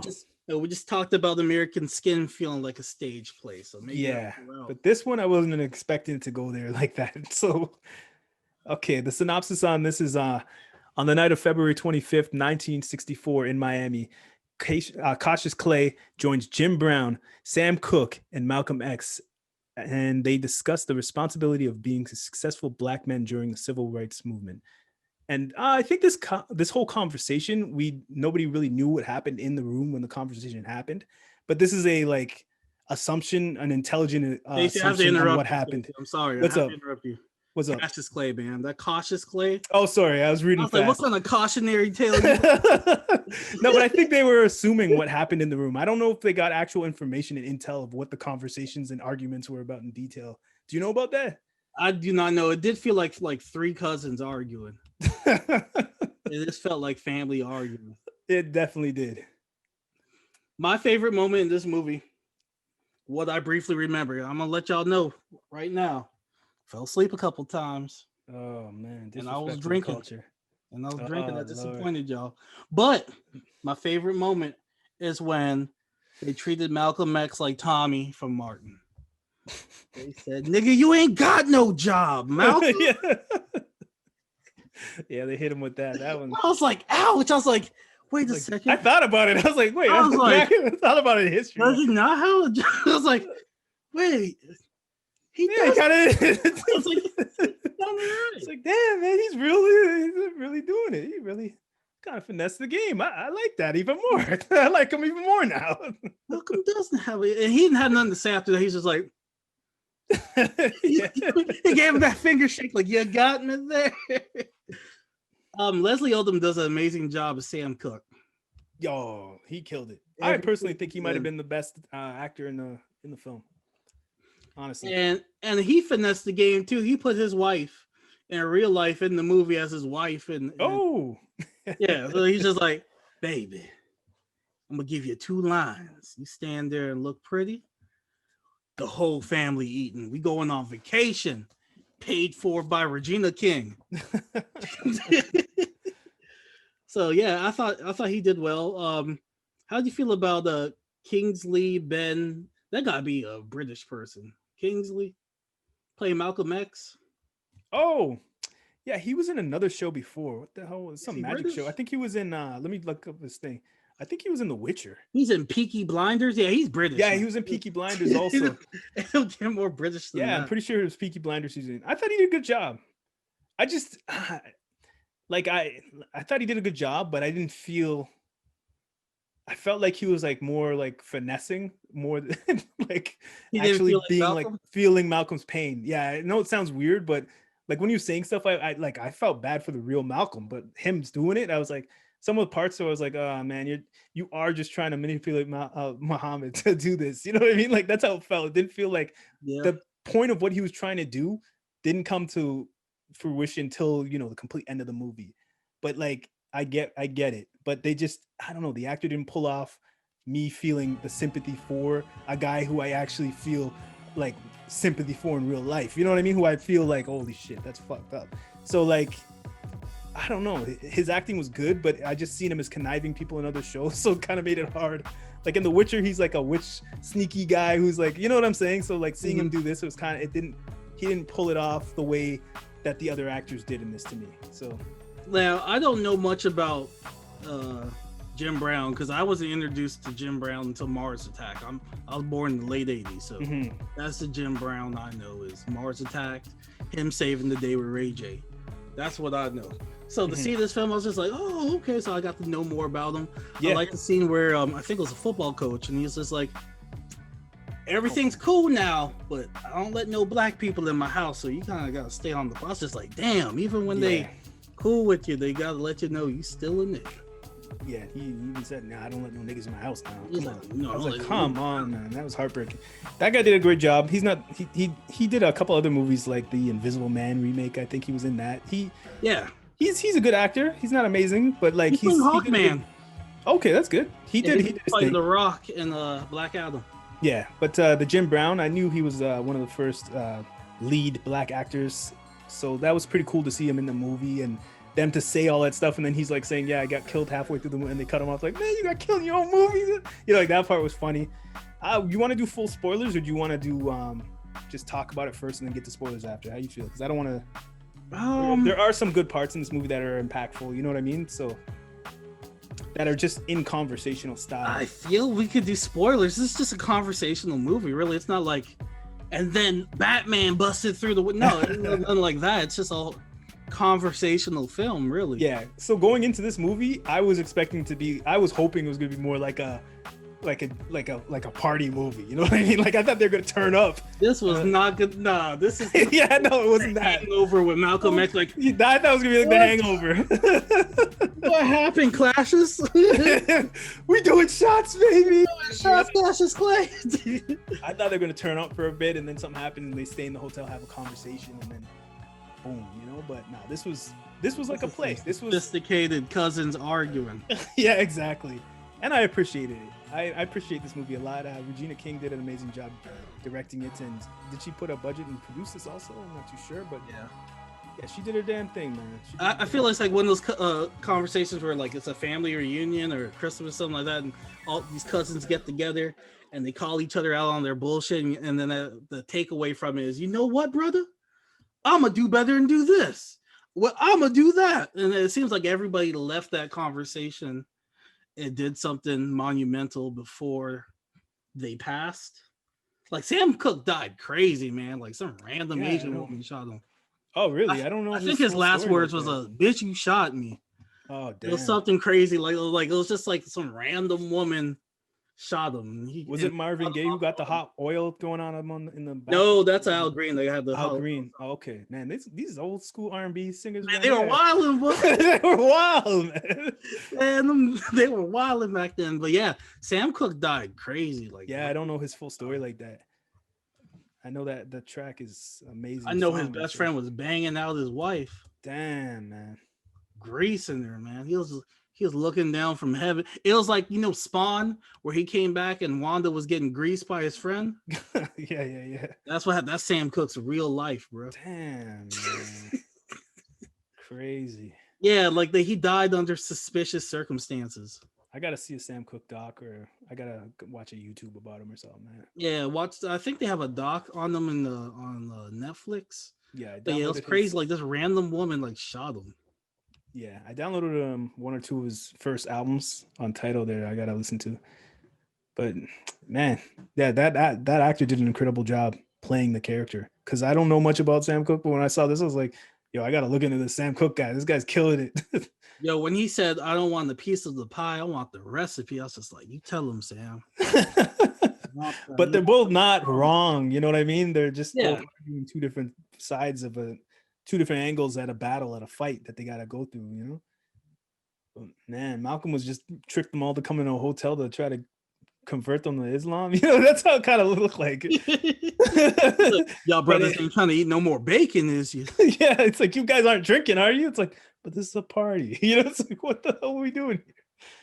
But no, the message was powerful, man, and it got through to them. Because I think what he was trying to do was tell them, like, I'm not exactly trying to make you guys do that, because in his eyes, I guess they're trying to say it was corrupt. So he's trying to get the message out, and it cracked through to them. You know what I mean? So that was great to see. I pulled up how Sam Cooke died. So he met this thick old Asian girl. She's 22 years old. He's chatting up with her. He caught her eye. A few hours later, the pair hopped in Cooke's red Ferrari and headed down El Segundo. Cook and Boyer ended up at some type of hotel around 2 a.m. known for its $3 hour rate. So he's trying to clap some cheeks. $3 an hour? Yeah, man. He's going for the cheeks. At the desk, Cook asked for a room under his own name. Seeing Boyer in the car, the motel manager, Bertha Franklin, told the singer he'll need to sign in as Miss and Mr. Within the hour, Sam Cooke was dead. Damn, man. Should have stayed home with your wife. Exactly. You're trying to grease. Yeah, man. Fortune cooking. Died, boy. You should have stayed with your wife, man. See that? Rockstar then lifestyle Homegirl tried to lie saying that he was gonna rape her too. Ah, shit. Let me show you this trifling ass woman. I'm gonna show you her real quick. The world needs to see. Sometimes y'all don't risk your lives for the cheeks, man. It ain't worth it. It's not worth it. Let me show you, Casey. These cheeks were not worth it. Not worth it. Look at these cheeks he died for. Damn. Not worth it. He just saw a little thickness of the booty meat hanging, and he done died for it. He's just like, I got $6. He's like, damn, I got $9. He's like, nah. He's like, shit. Yeah, I gotta see his full story. $3 an hour. Yeah, man. Like, it's just sad that he went out like that over some bullshit, man. So did this movie, kind of take you for a loop too? Did it make you think it was gonna be more of a party celebration and serious movie at the same time, or did you think it was gonna be in one room like this? No, I kind of knew that, but I didn't know that how long the movie was, and for me, I had some pacing issues. Yeah, no, I definitely had pacing issues for this, man, because it was kind of slow. It was kind of slow. Because American Skin spoiled you. They're just like boom, boom, boom, boom, boom. Yeah, and they got the point out. It's just like amazing acting, though. Yeah, this was amazing acting, though. The acting on this was, everybody was like better than American Skin. Oh, while American Skin had its great actors, they still had a couple over the top guys. All four of these guys were like, dude who played Ali did an amazing job. Like, it was amazing acting. They were eating up the dialogue. The dialogue on this was amazing too. It was just like, I was just waiting for them to get to the spot where they're taking the pictures in the bar, but like 10 seconds. I was like, come on, let's have a little fun with these guys. Let them live. Like they had like one fight. Yeah. Because who was Malcolm? He was like, this white man making better music than you right here. This white man. Yeah, that was cold though. That was cold. But this song, what was cold about that? What was real cold and petty about that? He brought the record to the place. Like he had that. He invited them to come party, to come have a good time, and he brought the shady record. You think Sam Cooke don't know about this hit that just came out? Like, he bought the record, brought the record to the place to hang out. And he was like, wait till I drop this bomb on this motherfucker. He's like, Sam comes to me with some bullshit. Yeah. I'm about to have this ready. Yeah, it's like, what kind of boy is that? It's like, would try me. God, I wish Sam would try me. Yeah, exactly. And the whole movie, you see him like, he's like, oh, word? Oh, okay. He's okay. He's one more tap. Yeah, this white man way more soulful than you. Yeah. What the hell you been talking? I was like, come on, Malcolm, what are you doing? Sam left that day and wrote "Change Will Come." Boy, yeah, he knocked it out the park. He went home and said, "I was born by the real one." In a little tent. He's like, he killed that. That was a classic. Yeah. He'll cry when he was writing that shit. He's probably like, "Fuck you, Malcolm." Yeah, exactly. He's like, I downloaded that album looking for more of those ones, but a change. He was snotty nose crying right now. He's like, "I'm gonna show you, Malcolm. This shit gonna touch everybody's heart." Yeah, Malcolm wasn't wrong though. The album before that was a lot of poppy songs on that first album, man. And I was like, yeah, this ain't like a change gonna come, So Malcolm had to call him out, man. You gotta have friends like that sometimes, man. You definitely have to, but you can't be saying that bullshit when you're mad at each other. Like, you can't bring a record to go hang out. In his heart, man. You go buy the record. We're gonna party. We're all gonna go party, and you're gonna go buy the record to bring the record to pop out in the party. Like, really? Wasn't Sam the one that told him he don't have a job? Yeah. That was Sam. That's what Sam did. That Sam was like, "Yeah, you're right. I don't have a job. I don't have a job. But you know what I do have? Let me pull out this record for you." I was like, "This guy is low, man." Those two, man. They're frenemies, man. They be on some. Yeah, like, how you gonna bring the record? Like, you bought the. What if it was all love that whole night? You're sitting there like knowing that you have the record on you, like just like, Let him just bump into me, man. I'm gonna play this record. That's the record. What if Sam opened up the thing like, yeah, man, don't worry, I got a little something. Yo, who brought this here? You know what I mean? Like, what if they're having a good time, everything's shaking and moving, and he's like, yo, hold on, who brought this here? Who brought this record? So we basically got to see the metamorphosis of Cassius Clay into Muhammad Ali in this film. And it seemed like Malcolm had a heavy hand in that. Yeah, very heavy hand. Like he literally pushed them off the edge, and then said like, "Yeah, I ain't going down there, but you enjoy." You know, it's like what? Muhammad Ali was like, "What the hell? Why you want me to do this by myself?" That was crazy. When I like that. I like Jim Brown's honesty, man. He's like, I'm about to smash some white women. I was like, he wild. He did some cowboy movie with like, one of the top like Playboy models back in the day. I was like, back then, living the dream out here. Yeah, he really was, and he put the flag down, like saying, "Yo, we could do this." He laid the road work for like The Rock. For a lot of action heroes, entertainer to movies. Yeah, for a lot of action heroes, he did it. He deserves his props, man. And like us growing up, we didn't even know that, you know, like being 10 years old. Like I said, all I knew was to save the world with Ray J and Mars Attack. Yeah. Like, I was like, this guy from Mars Attack. A whole legend, bro. Yeah, a whole legend. That's crazy. And I love the way they redid the pictures, like the shot outside of the hotel when they were talking to the reporters. Like when they had that shot when they went to the bar and there's Malcolm was taking pictures, like, and it actually has the picture of Malcolm taking the picture, so it's a picture of Malcolm taking the picture. That was dope. Like I like that they actually did put that into the movie. I just wish we got to have more fun with these guys, man. These are legends. I wish they got to have a little more fun. A little bit more fun. Or what about the runtime? You felt like the runtime was too long? I felt like the runtime was too long for me. Yeah, it felt long. I don't even know what it was. Let me check. I think like 2 hours, and it felt like I was watching Tenet again. Yeah, I don't even. Even they gave this movie just a 7.3. Yeah, these are just people online that are just being, hour and it's about 2 hours.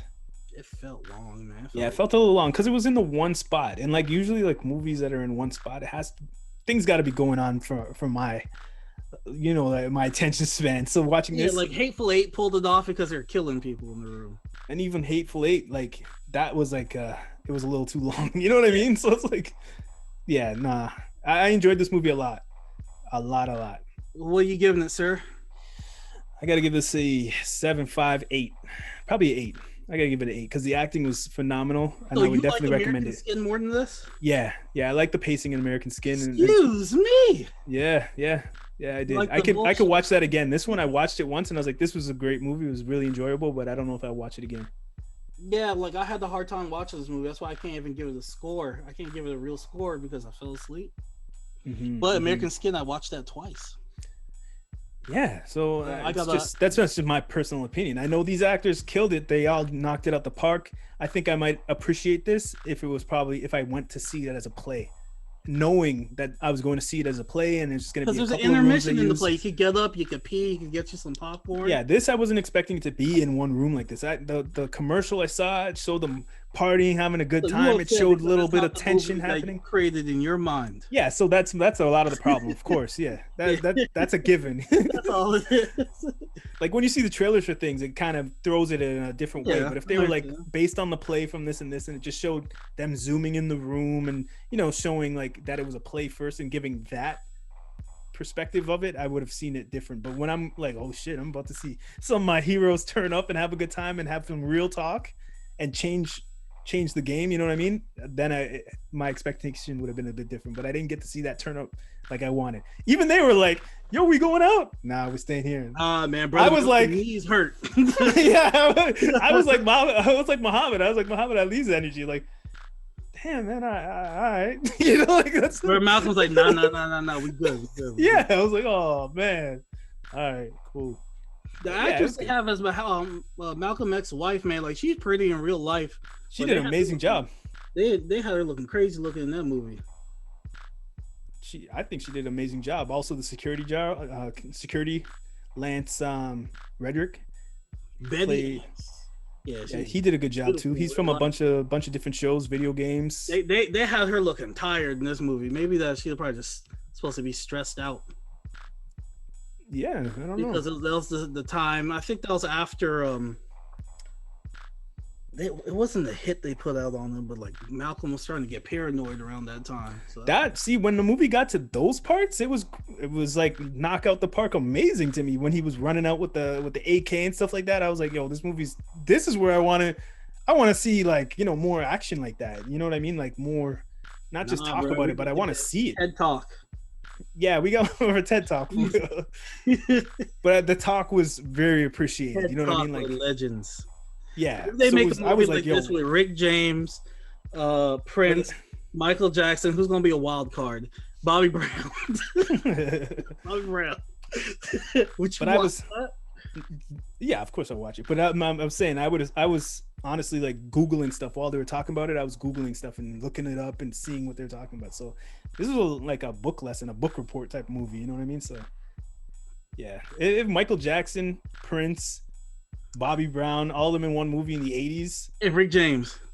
Oh my God. Oh my God. Mad. I want to see the movie with Eddie Murphy's brother, Rick James, and one other person. That all those stories. I want a Rick James biopic starring Terrence Howard, but Hollywood won't listen to me.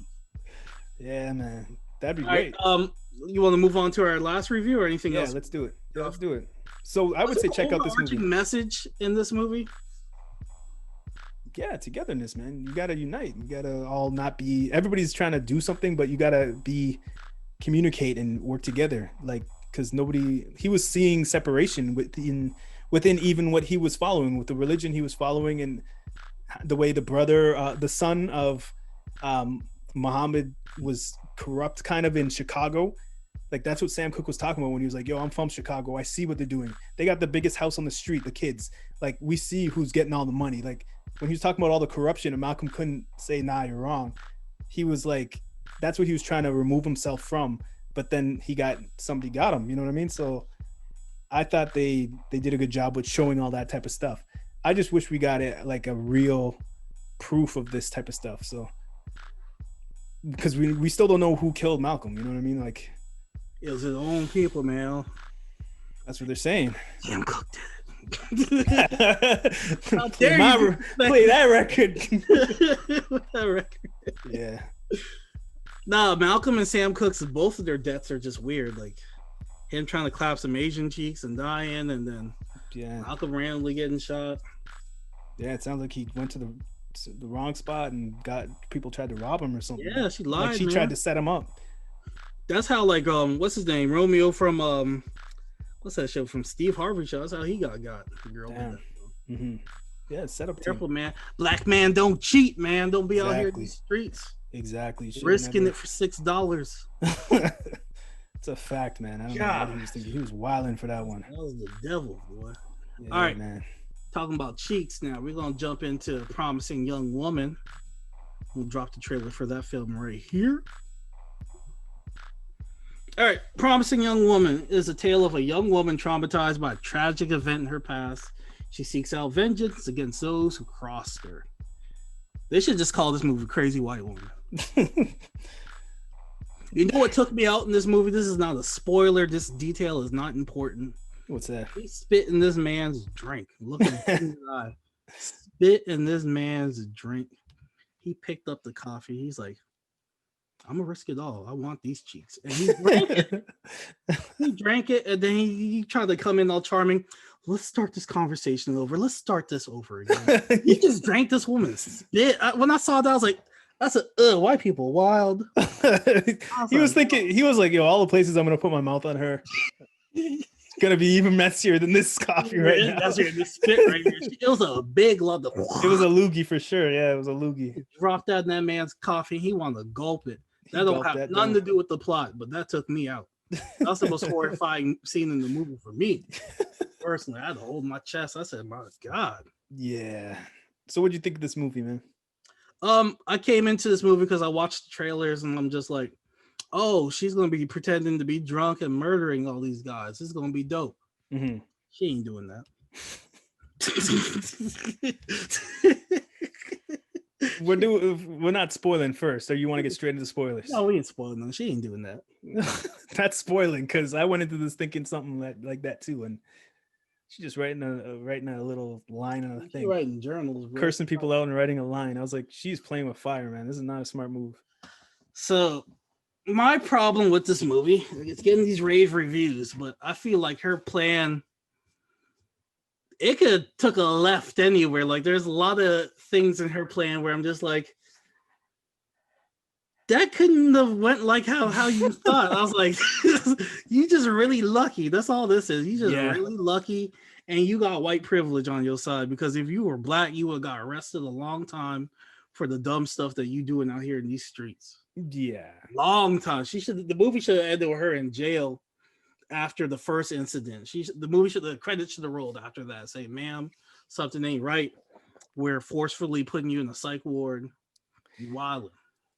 Yeah, I get what they're going for. The comedy didn't hit for me when I was watching it at first. It got better after, like later on in the movie, but at first it was like trying to be funny, but I was like, this is not funny. And these predators, they were like the cuckiest of cuck predators that she was like, you know what I mean? So it's like, man, she shouldn't. I was like, why is she doing this? She's playing with real fire, man. Some of these guys would not be monsters. Like to be like, oh yeah, leave, go ahead. You know, like don't put yourself in that situation. And you didn't even like go in. You weren't even in the situation. So it's like, why are you now trying to put yourself in those shoes? Like, there's a lot of comedians in this movie, KC. Yeah. And I don't feel like any of them brought their comedic talent to them. No, I was just like, it didn't feel like it. It had a couple parts later that was like, oh shit, okay, they took it there, all right, and it was like kind of funny, but it wasn't like ha funny. So like this felt more like it was entertaining, but it wasn't like, oh my god, I'm on the edge of my seat. What's gonna happen? Especially when I saw what she was doing in the book and what she was doing to the people. I was like, nah, man, he still had this movie was disturbing for me. I felt disturbed for her. Like I felt disturbed for her. There's a death scene in this movie where they don't pull back, and that part was disturbing to me. Yeah, and that's when the movie started to me. Like that's where I was like, oh, okay. Because at first I was like, you're like, oh, okay. Oh, we have 10 minutes left. Yeah, but I was like, okay, this is now. I thought they did a twist at first, and then I was like, that was a soft twist. But then after they did that, I was like, oh shit, oh, this is a real. They got a real twist right here, and that's where it got hard. That's where the movie got dope. But at first it was like, come on, man, like, yo, you're not stopping anybody by doing this. All these sleazebags are doing is just, yo, watch out for that one, and then moving along. I felt like she was just pissing dudes off, man. I felt like her plan was very flawed. If she was in like New York City or like Chicago, big city where there's multiple places to go, she's in a small town. She's in a small truck. Hey, bro, that's homegirl right there. Yeah, exactly. Like all these sleazebags are gonna be like, yo, that's the crazy one. You know, girl, bro, that's that crazy girl, bro. Especially seeing her faked out, like acting drunk at the bar and stuff like that. I was like, yo, this is like, I'm sure there's guys like that in this movie. Like, I'm sure, and they need to be stopped. Like, it's no joke. That shit's okay. Let me cut you like off. Roofies are real too. You know what I mean? Like, yeah. Like, all right, she's supposed to be this feminist icon, and I'm rooting for her. I was like, me too. Kill these dudes, get them. She does her thing, and then she's like, you know what? I'm gonna go write my journal.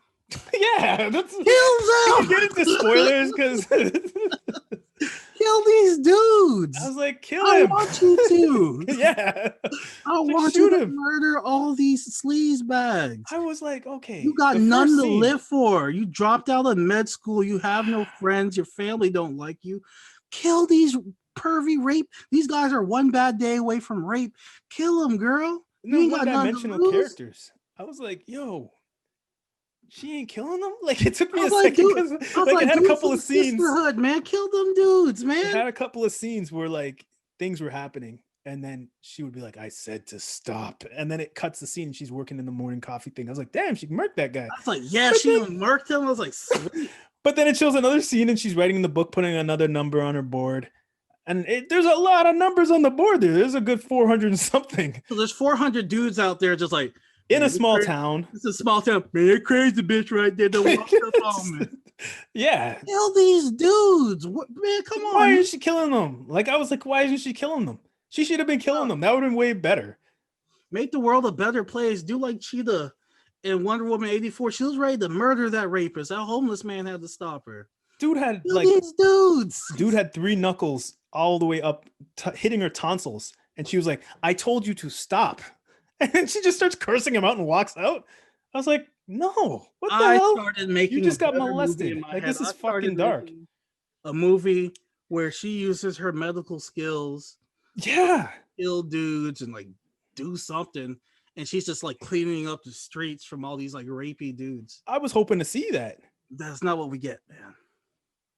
We get a disturbed young woman who's trying to get revenge on somebody, but she's doing such a slow burn Yeah, that she almost burns her fingers, Casey, because it burned. The match is about to touch her fingers. She's taking so long. So that like was show the tape. If you're gonna do all this talk, show the damn tape. I was like, yo, like what are they doing to these people? Like what's going on? Like they're leaving it to our assumption. Like, show the damn tape. Show us why would, like, we're going into spoilers because, like, you know, I just want to. How long we been recording? All right. No. Let's give ratings, right? Okay. Okay. I'll give ratings real quick. Okay. I did enjoy the movie. I was disappointed in her actions because I was just like, maybe I'm just evil. I was just like, yo, she needs to murder these dudes and clean up the streets because these women could just get raped the next day. She didn't do nothing except, I'm gonna just be more careful with my rape next time. Like that's basically the mindset these guys are gonna walk away from. Did. Is justice served in this movie? Kinda. I think probably for 2 people, that's about it. 3 or 3 tops, but the rest of them, all those notches she has, you only got 3. That's not a win. It is not a win. She had like 25, so there's like out of the 25 rapist dudes out there, you got 3 off the streets. And even still, like these aren't like poor guys. They got like money for, you know, to fight this thing. So that was my problem. I'm just like, yo, I'm for your crusade. Yeah. Your crusade is so flawed right now. Yeah. So flawed. And because at first I saw these reviews with 9s and all this stuff, and I was like, I see that because of what happened at the end. Yeah. But I gotta give it just a 7, man. It's just above average. It's good. It's very good, but it's not amazing. It's not no 8. It's not no 9. I gotta give it a 7 because of how flawed her plan was. Yeah. Very flawed. Yeah, I watched this movie and I was entertained. I was watching it and it kept me wanting to see what happened and what's going on and where it's going. I enjoyed the cinematography of the movie. It looked really nice. They did a good job with the camera angles and the mystery of what this is going on in her head and why she's on this journey. But then when I saw like what she was doing to get herself in these situations, I was like, nah, man, this she even have a weapon on her when she risking herself out here in these situations. Yeah, and her plans. She's walking around with a death wish. Exactly, and her plans were so like flimsy. Like I was like, holy crap, that she pulled that off. Like, yeah, it was just like, come on, man. I was like, how many times are you gonna touch fire and like, oh, didn't get burned? It's like, is she addicted to doing this, or is she really feeling bad for what happened? I think she was depressed and suicidal and just. But was she shaky like this all the time? And like, was this in her character before? We never seen like a flashback of her before where she was actually a happy-going person. We never heard her mom or them. I don't think her character has any character development. She's just suicidal from the start. Yeah, like what I do like is I do like her charm. The actor did a great job of being a charming character. Her jokes were great. Like her jokes were funny. Like he was like, oh yeah, I remember I messed up the cadaver a couple of times, and she's like, and now you're doing surgery on kids. Like, she's like, you were a shit doctor then, and now you're actually a doctor now on children. Like, and he was just like, yeah. But she was actually like digging at him. You know what I mean? So like, I liked her comedy style. Like, but the other comedy, like the other actors like that they got in there weren't too funny to me at first. They were very like, I don't know. I guess they're supposed to be sleazy. So I was like, oh, I don't like these guys. Any guy in this movie, I was like, I do not like this guy. There was no redeemable guy except for the guy who is no longer wants to be considered a guy. So yeah, I'm about to say like the transgender woman is that's what I'm talking about. That doesn't count. That's what I'm saying. He doesn't want to be considered a guy. That was the only redeeming guy in this movie. And that's not even a man anymore. That's a woman. So The Yeah. sleazy lawyer? No, he's a sleazy Lawyer lawyer sleazy. still. Her boyfriend's terrible. Like he deserved the drink her spit. Terrible. So I Everybody's was like, bad. She should have killed all of them. so yeah, I gotta give this a 7. I give it a The solid whole movie, 7. I'm like, do it, girl. Murder them. Clean up these streets, man. We don't need these dudes out here. I give it a I solid forgive 7. you. I think I'm giving it a rating so high because last year we got so much garbage movies, and in movies that I wasn't expecting, this was This is a better well than that. It produced movie. was a very well produced movie. It's just the jokes didn't hit for me, and that It was what they should were have. really dawning on for the jokes to really hit. She was hitting in the mid part of the movie. She was funny to me, but at first I was like, "No, what's wrong with it? What's going on?" In the beginning, they got her walking down the street after meeting Adrian Adam Brody's character's name is Jerry, and then Mhm. she has like blood on her. Mhm. Never see that man again. I was like, oh shit, she killed him. No, she had that wasn't blood. That one blood probably some strawberries, man. I That don't was know. something she was eating. Yeah, it wasn't blood. Exactly. It was a hot dog. But that's what misled me. I was like, oh shit, she's killing these guys. But it was a hot dog she was eating at 4 a.m, and the construction workers were bugging her because it was 5 a.m, and they were just showing up to work, and they're like, oh, you got yourself at night. Like they were doing what the cat calling. construction workers do, that generic shit. And then she was just being creepy, staring at them, and they were just like, yo, what's wrong with you? Yo, acting Man, all she had to soft. kill at least. She had to kill somebody, man. And She I was like, okay, died. that's blood on her. So it left you to assume she killed the dude, but who knows what she did that night. She didn't do nothing, man. She probably spilled ketchup on them, man. So I give it a solid 7. If there's not much you want to watch and you see this is on, check it out. That's what I would say. liked it, but them dudes deserve to die.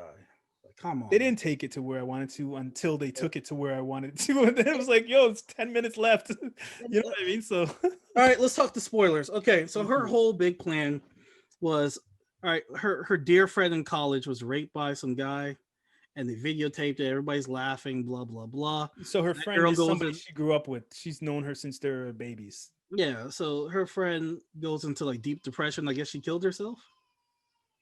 They never really exactly said, She's but they dead. lead us to So I'm assume guessing she killed she herself. could have moved to Atlanta. Like they didn't really say it. Yeah, Just so- said, "Yo, move on." I get what you're mad. What happened to her and back then then? even the girl's mom was like, Move "You on. gotta move on, man." She's like, even I'm trying to move on in life. Like to me, I was just like, she doing the most. Was she in love with that girl? Like That's I don't know about all that, but I'm just saying, like you're putting yourself in jeopardy going in rooms with these predators. These guys could be I thought beating she you in was the going to face to use get what her they want. medical skills to kill them. in like a Dexter type of way, right? Like That's- a diabolical, yeah. planned out way, not just actually going in the room, making out with these guys, and getting yourself in predicaments where The your whole hands are all the movie's way her up your pretending dress. to be drunk. Dude's trying to sleep with her, Oh. and then she'll sober up and be like, "I said stop it now." Yes, That's the whole movie. The whole movie, and then the guys are like, "What? You ain't drunk? No, I'm not." Man, you need to fuck out my house. You weird. Okay, exactly. I am leaving your house. And then she'll go home and then she'll put another notch on her notebook. I'm like, really? That's it? You didn't get through to this guy? He's still Exactly. raping out here in these streets. Yeah, he's probably just like, okay, what's the next? Let me hit No the more club again. blondes.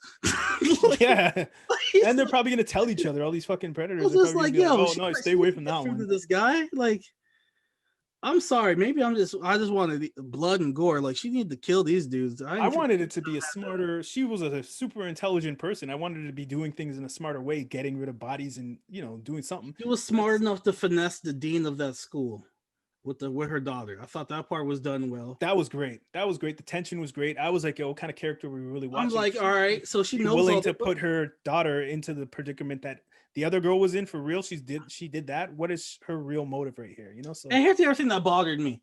Okay, she didn't kill all those other rapey dudes, but she had that hitman on deck to kill the lawyer. exactly. How you picking and choosing who you kill? Like, those other guys deserve to get killed too. Yeah, and how the hitman? You should have been doing that. That should be light work. McLovin, you can handle McLovin, man. Exactly. Like, That's what I was watching. I was like, yo, killing. I was like, this guy. Okay, we're gonna see him get tied up and cut up or something. Okay, let's get Come it. on now.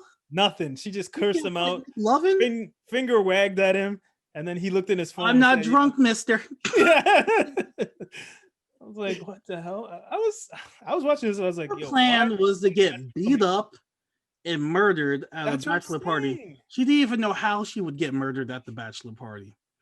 Did she purposely not cuff him so she could get smothered? Did she know he would smother her with a pillow? That's where it He got just kind of beat like her ass and told her to leave. That Maybe would have he didn't happened. plan on killing her. Maybe he just says, "Get out of here. Yeah. I want you to leave." And then all those text messages she sent the day ago mean nothing at the wedding. Yeah, exactly. Very flawed plan. How'd she know he was going to kill her? Extremely flawed plan. Oh man, extremely flawed.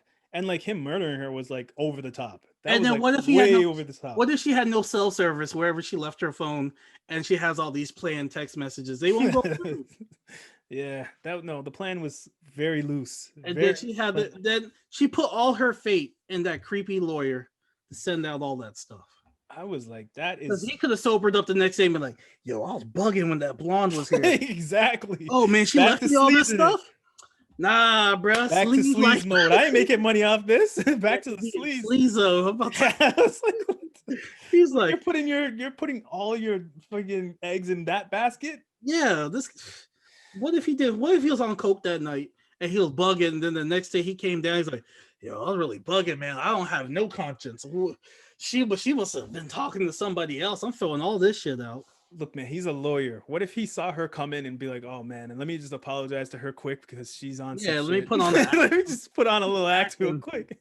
When she And walked out, who he's else like, is that guy, man? stupid. Dr. Octopus, man. He did his thing in this movie, man. He did his thing. He did his thing on this role. Yeah, he did a good job because he was trying and it's shit. just such a flawed plan. Flimsy. That you're Very like, flimsy. I'm gonna go here and get murked. Because she made sure she took her license plate and all this stuff off her car. I thought she was gonna go out in the blaze of glory because she put all the dudes downstairs to sleep. I thought he was gonna be like, "Yeah, if you go down there, all their throats are cut. Killed everybody. You next, and then I'm gonna burn down this house with me in it." Boom, poetic justice. No, homegirl get beat up and smothered, and they don't even pull the camera. You slowly watch her like die, like she died rough. Yeah, like in real life, like honestly, the risk she was doing was way too high for the. She would have died a long time ago. She would have been dead a long time ago because these assholes, these fucking scumbags, they have these roofies, all these sleeping pills. The guy gave her an orange drink and poured pure drink in it for her. That could have been some kind of drugs in there. You never know. She's putting herself in the face of like in fire for what? Suicidal. I feel like like this is my thing in the movie. I felt like her plan was to kill those dudes, but once she found out that guy that she liked was in on it, she lost all hope in humanity and is like, you know what, fuck it, I'm about to just die. I think her plan changed when she found out the guy she liked was holding the video camera. Yeah, but just give that to the police. Like just blackmail. She could just turn the tape in and went about her blackmail, life. But she could have turned that tape in and went about her life. She could have turned the tape in and moved on. Yeah, exactly. Because everybody was been served. That was the proof that she needed this whole time to be able to just. Because nobody's gonna send their kids to that practitioner who's videotaping the girl getting raped, and then the other guy, you're like, I'm not gonna use him as a doctor. He's raping somebody right here in this video. That was all she needed, right? His reputation would have been tarnished. Yeah, it was over right there. But she had a personal thing with this. She wasn't even the one. She wasn't even the one that got like raped and all this drunk and taken advantage of. Yeah, she wasn't even there. So it's like I don't know, man. Like to do what she did for this, like I understand the Punisher like did this because they killed his family. I was like watching this as like she's on a Punisher type vendetta, but like I don't want to say like one is worth more than the other. Lectures. Yeah, that's what I'm saying. So it's like Punisher's going all out. Dude, she's not reaching any of them. Finger wagging at people. Remember the black guy saw? He's like, "Yo, you're that crazy bitch." So yeah, because he probably left that day. He's like, "Yo, I ain't messing with blondes no more. That crazy bitch, blah blah blah. I'm gonna just be raping brunettes from now on." Like they're still scumbags. She didn't change anything about them. They're still terrible people. Exactly. They're still out here in these streets, and now they're gonna look at the news and be like, "Yo, she got killed by so and so. We dodged the bullet with her." Exactly. Going after agents now, son. The whole town's gonna be all the scumbags in the town are gonna be like rejoicing and shit. Like, yeah, she put that rumor out there that there's one out there cutting that with scissors. I would love to see that, but that's a lie. That's what she should have been doing. Exactly, brutalizing these dudes, man. But a lot of these monsters and predators are brutalizing people. Like they're hitting up girls and drugging girls. It's like, why are you putting yourself in danger? She in real life, she would have proof. She would have ended up as a human trafficking victim. Yeah, unfortunately. She's just sloppy. Even when she looked like she was forced, and she was hitting that guy's like window. Oh my god! When I saw that part, I was like, "Man, you do that out here in the South? These crazy, this bitch crazy in the middle of nowhere." I was like, wow, she's a brave one. She's not even gonna Yeah, say she's somewhere where there's people around. Respect women, you gonna eat a whole fist. Yeah, I was like, nah, man, this is not. I don't know who wrote this, but I see what they're going for, but they're not giving us the real Somebody in world. LA that hasn't been around some real shit. Yeah, because man, she's walking through life like she's walking on sunshine, but she's just depressed. You know what I mean? Like I was like, how's she making it this far? Like so many predators and monsters in this world. Like, nah, the first two guys, like, nah, putting yourself in danger like that. Be like Buffy the Predator Slayer. I thought she was gonna be out here slaying. Yeah, me too. And like the dad was in on it, like, yo, he's the man in the van, you know, some shit. You know what I mean? And the mom's oblivious to everything. That would have been so funny. The mom's like, I don't know what's wrong with her. And then the dad's like, me neither. All right, baby, this is what we're gonna do. You know, like just I think that's a good. I think we gotta write our own movie. Yeah, just knocking people out the town. Like, yeah, and he's the man in the van. He's the one who's the muscle. Like when she's in the room, then he comes in and just picks up the bodies. Good job there. It's a clean cut. Right? Yeah, like she didn't use none of the medical intellect she had. Like that was so heartbreaking watching this. I was like, at the end scene when she pulled out the knife, the blade, I was like, okay, she knows how to do some shit. Cuts. Maybe she's gonna cut some part where he bleeds out, you know, something, or makes his body like she hits numb pressure points where he's numb. Nah, she wants to write someone's name on his chest. Like what? She got like that was your plan? So bad, like. And I don't know. I felt like that's a FU by the director. He's like, yeah, girl, y'all trying to be feminist and get justice. This is what you get. Yeah. Like, damn. I was like, that's how I took it. I was just like, that's like 90 pounds. Dude was like 240 pounds, 6'5". Yeah, he killed her. So that to me was like the most disturbing scene. I was just like, oh my. But that's where it got real. Because the cameraman just kept zooming. And he's like, you hear that boat? Don't blink. Don't blink. That? You feel it? You see your legs squirming? They're like, no, we're pulling away. Pushing down on his. You're not pulling away from this scene. You gotta watch this for 3 minutes. I'm like, what message are they trying to send in this movie? I don't get the message. It's like, oh, you're trying to get vengeance on these dudes. You're gonna get murked. Yeah, like this is a movie. This is where we're supposed to see vengeance happen. Like she's supposed to be killing these dudes, and at the end, she was getting them busted. Message in advance from 3 days ago, talking about some ha. I didn't even know I could send advanced texts. Me either. And my thing is like, if those okay, can you do that on an iPhone? Is that an iPhone thing? What if that guy was like, yo, you bugging? Get the fuck out of my house. What? No, but you have to kill me. That's part of my plan. No, I ain't doing all that. I'm not throwing out my career. You could, put that tape out. I'll fight it and say it's not me. Get the fuck out of my house. 3 days go by. She mad as hell. That text message gets sent anyways. And homeboy's like, but you ain't dead. I saw you yesterday. that pipe that she handcuffed him to was so flimsy as all of her plans. Like he could have broke through that. Like if your life is on the line, it's like he would have broke through that. Planning that she had a death wish. She was depressed. She had a death wish, and I was just like, come on, man. Yeah, she could have set herself on fire in front of his house if she wanted to. In the moment, it was entertaining. In the moment, it was entertaining. But when I thought back on the things and the moves and the plan, I was like, nah. Depressing. But it was entertaining in the moment. That's why I give it its props for what it is. But it was directed well, shot well, acted well. Yeah. Flimsy ass plot. But she should have listened. She got so many warnings in this movie by people who were close to her. And now her parents are without a kid now because she wanted to be depressed. I felt so sad when the cops came and they're like, yo, we haven't seen her, missing, all this type of stuff. I was like, why you got to put your parents through all that? Like, what the hell, man? You know what I'm saying? Like, that's so selfish. Oh, yeah. I feel like her didn't even know it was your birthday. Oh, man. She was just so fixated on that girl and just, I don't know. I told you her original plan was probably to kill them. But once she found out that guy was holding the camera, she lost all. She's like, fuck it, I got no hope. She's like, move. She's like, I thought I was gonna find a decent man. He's like, yeah, that's the thing. Everybody in that town is scummy. Maybe she needs to go to Arkansas or something like that. Yo, why are you expecting he's clearly friends with all these people that were nasty people. Why are you gonna even think about dating him? Like, I was a kid. That's Birds of a feather. Bro, I saw you murdered 8 people one time. Man, that was Dune days, bro. I was 17. When I turned 18, that was I get it. But 16, 17, I was wilding. Nah, man. Their excuses were so written by I don't know. Who wrote this? I don't know. I'm about to look up who. But like, nah, it was so flimsy. Like their excuses were like so psychotically flimsy too. Like I was a kid. It's like, what the hell are you doing? What are you talking about? It's a I woman was named drunk. Emerald Fennell. Yeah, I knew it was a woman, man. Young white woman. She looked like And- the type that would write this, man.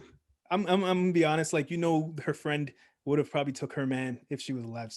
Like they all sound like they're pieces of shit. Look, this is the person that wrote it. Don't There you you go. like, Walking on sunshine. walking on sunshine, man. Just walking through life on sunshine. You could just hit. Look at the people's rainbow cars. shirt and everything.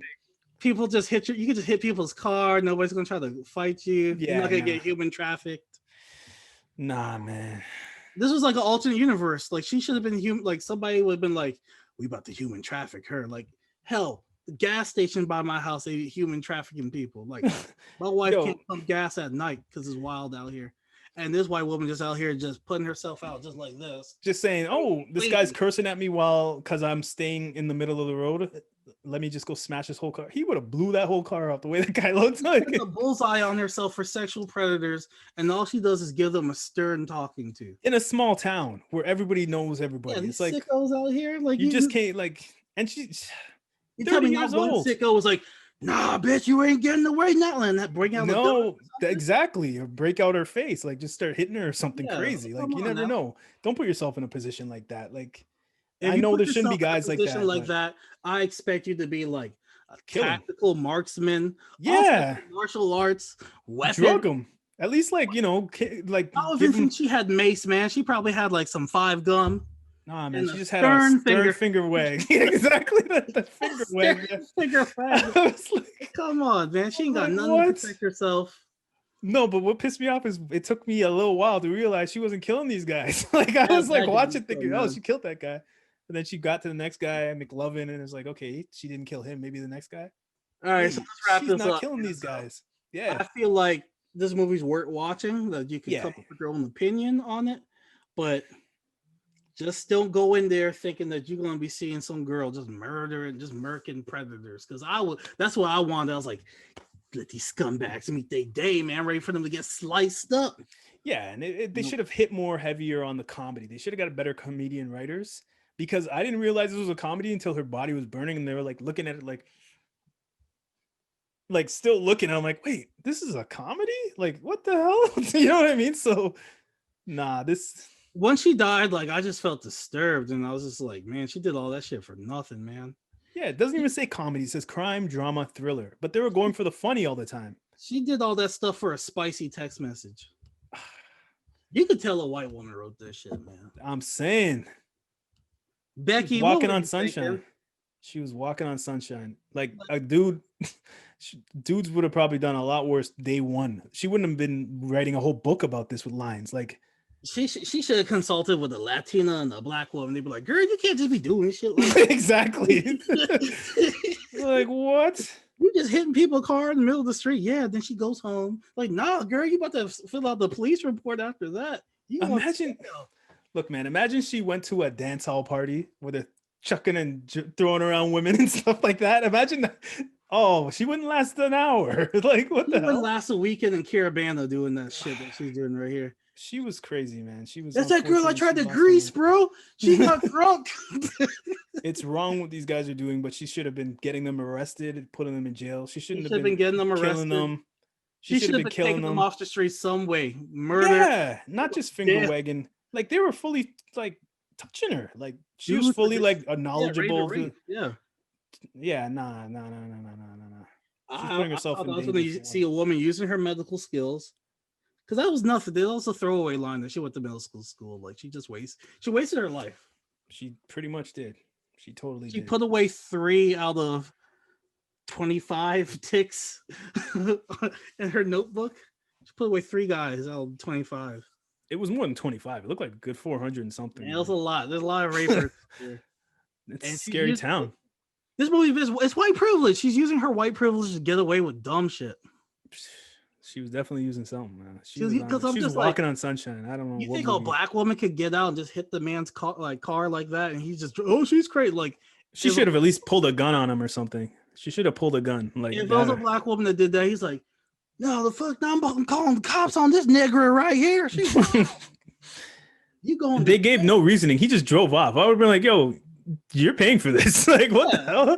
You know what I mean? Like, you out your monkey mind. I'm calling the cops on you. Not even a black, white woman, whatever. I would have thought the guy would be like, you're paying for this. This is not. No, if you're not going to stay in the middle of the road. Woman, he's like, I'll take my chances. Yeah, it's like he just drove off like, it's cool. I'll fix my lights myself. It's like, what? Maybe one day. That's somebody's daughter. That's what he's probably thinking. But if he see a black woman out, he's like, nah, she going to jail. Woogity boogity. Calling on you. Damn, man. Yeah, no, she got away with it. She got away with it. Yeah, this movie's just white privilege and depression. Yeah. While I was watching this, I was like, man, what's that Akil got me watching, man? Because all these white people are like, it's so riveting. It's so good. I was like, this is some fantasy world shit. Yes, it was. It was very fantasy. If it was a black woman doing this, she would have woke up and somebody would have been harvesting her organs. Like, you thought you were going to get raped, but I wanted your liver. That's something that could have happened in this movie. Like, that could easily happen with these creepy dudes. She was putting herself in these situations. Exactly. Like, and she's putting herself right in the fire. Was she gathering intel from them? No, she was just scaring them and wagging her. Like, she wasn't even scaring them. They're just like, all right, get out. I was like, oh, okay, get out my room. When I saw that, I was like, wait, what is the point of this? You know, like, what is this? This is not fun anymore. You gotta leave. It wasn't fun to begin with. You're a rapist. Yeah, exactly. Nah, man. So I don't know. McLovin's still out there wilding. You know what I mean? Like, McLovin's wilding. The black guy's definitely wilding. Oh, he's wilding with the fedora, the tight fedora. Man, OJ 2.0. Why? Yeah, now he's just moving smarter. Like. Oh man! He's like, yeah, no. I'm gonna sedate them with my gum now. That'll make them scumbags, man. I was like, yeah, scumbags. They probably read the news that those two guys went to jail, and they're like, "Shit, we dodged the bullet, man." They definitely did. I'm sure they did. I'm sure they're like, "Woo, streets is free again." You know, like mission failed. She didn't send them no text message. How the hell do you send a text message ahead of time like that? I've never seen that before. White women magic. You know, they got black girl magic. They got white woman magic. White girl magic. Hashtag white girl magic. That's what I hate about IMDb and all this stuff, man. People be giving this 9 out of 10s, and this is some foolishness. Casey, yo, should we name the podcast hashtag white girl magic? I don't know. Because that's what this movie was. Yeah, but when you say that, I got to make the cover like, you know, coincide with that. Well, I guess. Well, when we do a review, when we post a review for this, we're gonna just call this a review. Yeah. Girl magic. Yeah, for sure. All right, I think that's it for me, man. That's it for me too, man. Yeah. All right, that's it for the Bacchanal Podcast, man. If you like this episode or if you're new, make sure that you subscribe, follow us on Facebook. We are the Bacchanal Podcast. That's a BACCHANAL Podcast. Instagram, we are _Bacchanal, BACCHANAL. We have the Facebook fan page that we talked about earlier. You want to join that and join the discussion? Join the fun, man. Join the fun. Fun times. We're on all streaming services. Just search the word Bacchanal. Yeah, and we're trying to grow that fan page. So just add a friend, let somebody know. Exactly. Just cost you good conversations. We're trying to create a safe space for blurs, man. Just don't come in there bad talking other black people, okay? Just bring some points. If you want to enlighten people, if you want to enlighten some people, drop some documents. Positivity in there. Bring some positivity. That's what we're trying to have, man. We all doing careers and jobs, and we might not all want to be doing. And we're trying to take our minds off stuff. We make exceptions for Candace Owens. You could do some Candace Owens slander. Welcome Hodge twin slanders. Welcome. Yeah. What if you're gonna bring up something? If you're gonna bust a shot in the air, bring some points. Bring your points. You can't. Don't delete yourself out the group. Yeah, don't run. Don't shoot. Don't bust a shot and run. Like, we're here to talk. We're here to have a good time, man. So I think that's the end of this podcast. Man. Yeah, man. Thank you, everybody, for listening. I have to come up with a name for this episode. I's a bad man. I don't know what. Bucking shots and running. Yeah, bucking and ducking, man. Bucking and ducking. That bucking a shot in a room and running out is crazy. Bucking and ducking, Casey. Yeah, bucking and ducking. That's the name. Bucking and ducking. That's it, man. All right, y'all. Enjoy your week. Peace. Peace.